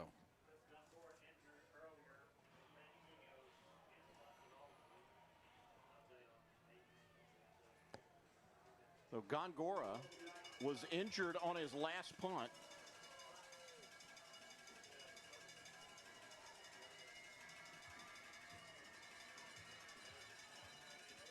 He'll take his time as Dalton now will use Manny Munoz to punt. after Gongora was injured on a non-contact play. 4:10 remaining in the game. Northwest Whitfield with the lead and the football when we return. Dr. Pepper, Friday Night Rivals, presented by Village Volt. Hi, I'm Urban Meyer. Over a 38-year career, I saw so many young people make decisions that impacted their life on and off the field. That became a big part of our leadership training. The E plus R equals O became the foundation. E is the events in your life. You can't control them. R is how you respond, and that leads to the outcome that you desire. And when you're forced with that decision where you've had too much to drink, how you respond to that event is going to either lead to I get arrested, and God forbid you could hurt others. Nothing more important than not getting behind the wheel, being impaired. This month on The Nest. I have a few surprises. Gear up for something new. Showtime. We've got brand new faces. I'm Larry the Cable Guy. Here comes a dog. Exciting new thrills. Roads open, races on. Let's go. Star-studded families. This is our family and our purpose. You're about to be infected. And all new. I'm the mother. Showdowns. This is where it all starts. All month on The Nest. Go to watchthenest.com to find The Nest in your area. Happening now at Scott's Furniture in Cleveland. TVFCU scoreboard has Northwest Whitfield with a 12-0 lead over the Dalton Catamounts. Northwest Whitfield trying to win in this series for the first time in 20 years. It was 2004, the last time they got a win over the Dalton Catamounts. And these Bruin fans are feeling it too, man. You can tell they're excited, still nervously excited because there's plenty of time, 4 minutes to go. But they are feeling like they're going to be able to take home a victory, and that's what we talk about with these Friday Night Rival games, is just the fact that you have backyard people and people that you see at the Walmart or whatever. That always makes it fun. How about our RSW play of the game? That is the difference right now. That touchdown pass, that made it 6-0. That happened with about 4:44 rather, remaining in the first half. That gave Northwest Whitfield the 6-0 advantage. That touchdown pass from quarterback Gavin Knuckles to Will Wade for the touchdown. And Will Wade had a deep catch. It was called back on a holding penalty, and had a deep throw that went right off his hands where nobody was defensively around him. So for him to get that touchdown, I'm sure that made him feel good. And either one of those, Scott, could have gone for touchdowns. Oh, no question. Knuckles will keep it on the ground. That's Collins out across the 35 to about the 36-yard line. And Northwest Whitfield has been very deliberate in how they've chosen to play, especially in this second half. Their head coach and Josh Robinson told us this week, he said, look, Gavin Knuckles took a lot of hits last year. We want to protect him, and we want to be able to run the football late in the year. As the weather gets cold, we want to be able to run the football. And he talked about how they've kind of tweaked the offense a little bit. And so far, so good for the Bruins. Trying to stay unbeaten. Knuckles gets a block, has the first down, out across the 45. Again, nice read by Gavin Knuckles on the RPO run pass option. He hung with the ball in the belly of the ball carrier for a solid 2 counts, pulled it out at the very last second, and then runs around the right side for the first down. Great recognition by Gavin Knuckles. This guy, just a junior, but boy, he has got so much experience under the lights on Fridays, and it's just showing, I think, tonight. We've got another young man that is cramping up on the field. That is Ken Douglas, senior receiver.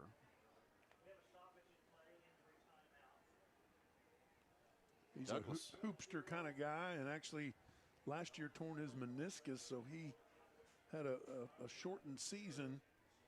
Let's hope it's nothing serious.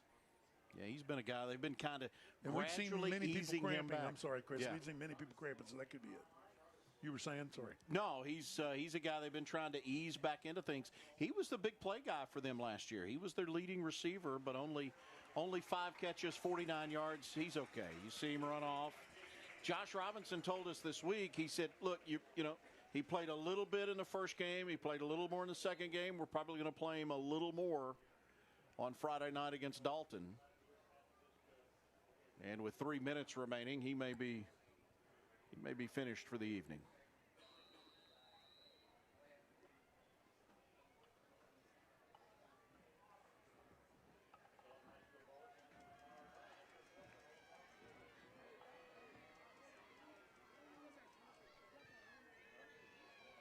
A win for Northwest Whitfield would make them 3-0 to start this season as they open up with, there's the give to Ramsey.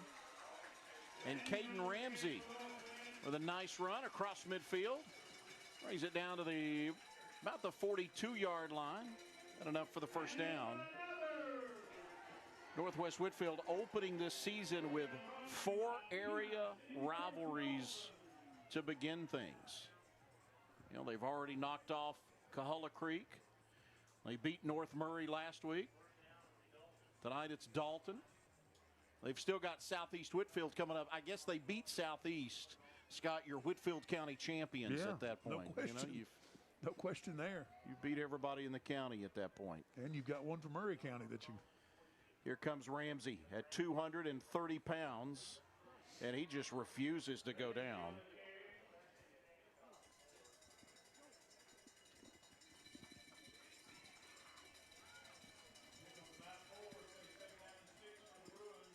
That was Ray Rivera, the first one to get to him. Rivera, number 32. That's a freshman out there for Dalton. It's an unbelievably young roster. If you weren't with us back early in this game, 78 players on the Dalton roster. 32 of them are freshmen. 69% of this roster is 9th and 10th graders for the Catamounts. Here's Collins, and Collins will break a tackle, wraps up the football with both arms, and goes to the 31. Another first down.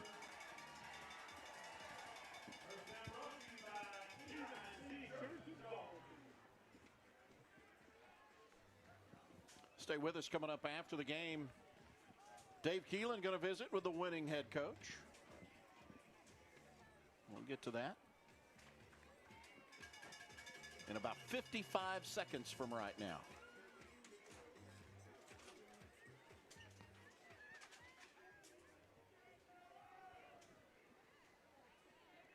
And the victory formation, Knuckles will take a knee, and Northwest Whitfield is going to walk away with a 12-0 win over Dalton. They will defeat the Catamounts for the first time in 20 years.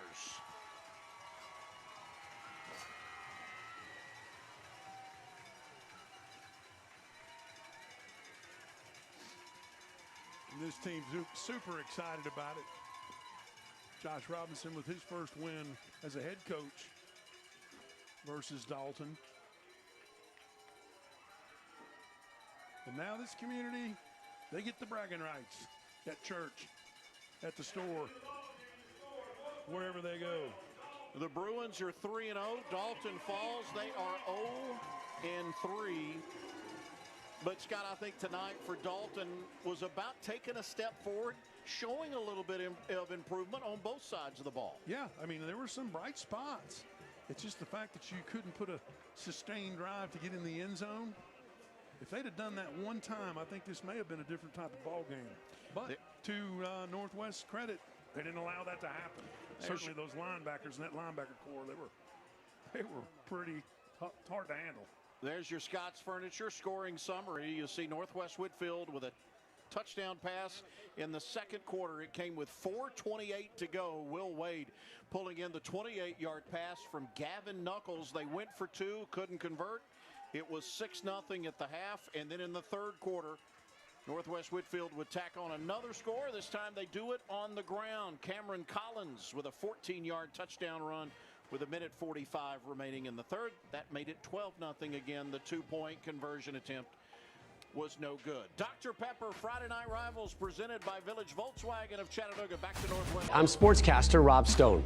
Back in my college days, my best buddy and I, we had some drinks. You know, those red lights appeared right behind you. There is nothing like the fear that it puts in you. Put the keys away and live to play another game.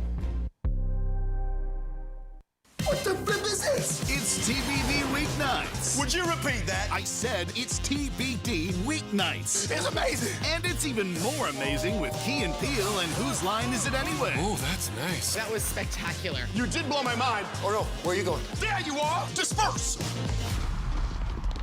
Wait for it. What is happening? I'm getting goosies over here. You're on your way to a fun night. Weeknights on TBD. Weeknights on Comet. Don't even start with me. Some things just go better together. I'm your best friend right now. Like peanut butter and jelly. Rock and roll. Definitely, yeah. Yin and yang. Amazing. Mac and cheese. We got ourselves a pattern. Aliens and UFOs. Spirits and demons. Monsters and fairy tales. I'm a Grim. And a cop. And the best duo of all? You looking at me? Yeah, I am. Grimm starting at 5/4 Central. And the X-Files starting at 9/8 Central. Every weeknight on Comet. There ain't nobody else here. You must be looking at me.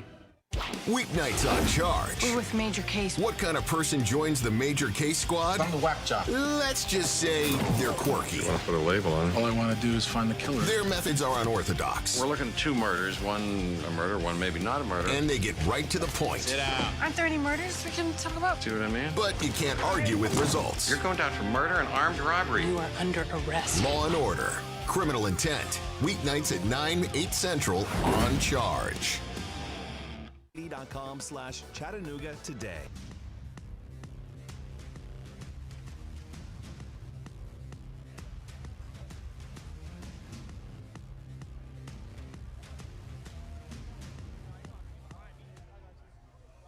We're back on the Shrunk 3D post-game report, and joining me now is Coach Josh Robinson of the Northwest Whitfield Bruins. Coach, none of these guys were born the last time you beat Dalton. Kind of put that into perspective. You were probably one of the last ones here when you beat Dalton. You're trying to make me feel old. Well, I'm with you. I'm old too. But tell me what's kind of going through your mind right now. I'm just really proud of the young men. We didn't play our best game, but I thought we were super physical, which is something that we wanted to change from last year to this year. And I thought we really demonstrated that on both sides of the ball. We were able to run the ball, and that was the emphasis in the offseason. And I'm super proud of our guys like Cameron Collins and Gavin and Jacob and Caden will get all the glory, but those guys up front really did a great job, and Jacob Lee did an outstanding job blocking too. I don't know if you have like a county championship, a Whitfield County championship, but what kind of statement does this say? Is Northwest kind of the leaders in the county right now? We are, and we're just looking to take more steps. We want to be better each and every week. We talk to our guys about don't worry about the opponent, worry about yourself and improving, and that's what we've done. We haven't played a perfect game yet. That's the good news, and we're 3-0. You guys always provide a good game when we come to Northwest, and it's always a pleasure to present you with our Dr. Pepper Championship Trophy. Open that up, show it to the guys. Congratulations, Scott.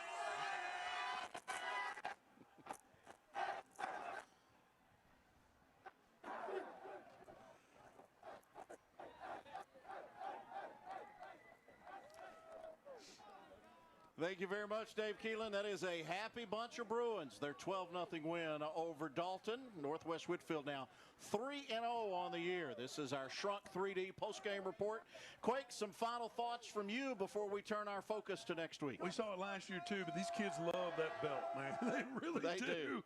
But like I said, this is about a backyard rivalry, and Northwest hadn't beat them in 20 years. They have tonight. So there's going to be a little bit of partying in Tunnel Hill, Georgia. With a big win, and really what Josh Robinson can do is take that momentum that they've got the first 3 weeks of the season and apply that to region play and maybe be able to make a deep run in the playoffs. They certainly have the quarterback, the running back, and a couple of receivers plus a linebacking core to do just that. We're headed to East Ridge next week as they host Red Bank. We'll have all the action here on the CW Chattanooga. We start at 7 o'clock Eastern time next Friday night. You can also stream the game on ChattanoogaCW.com, or you can watch it on YouTube. We'll look forward to seeing you there next Friday night. A little old school Hamilton County rivalry next week with Red Bank and East Ridge. For Dave Keelan, Scott McMahon, and our entire CW crew, I'm Chris Goforth. Thanks for being with us. You've been watching Dr. Pepper Friday Night Rivals, presented by Village Volkswagen of Chattanooga on the CW. We'll see you next week from East Ridge.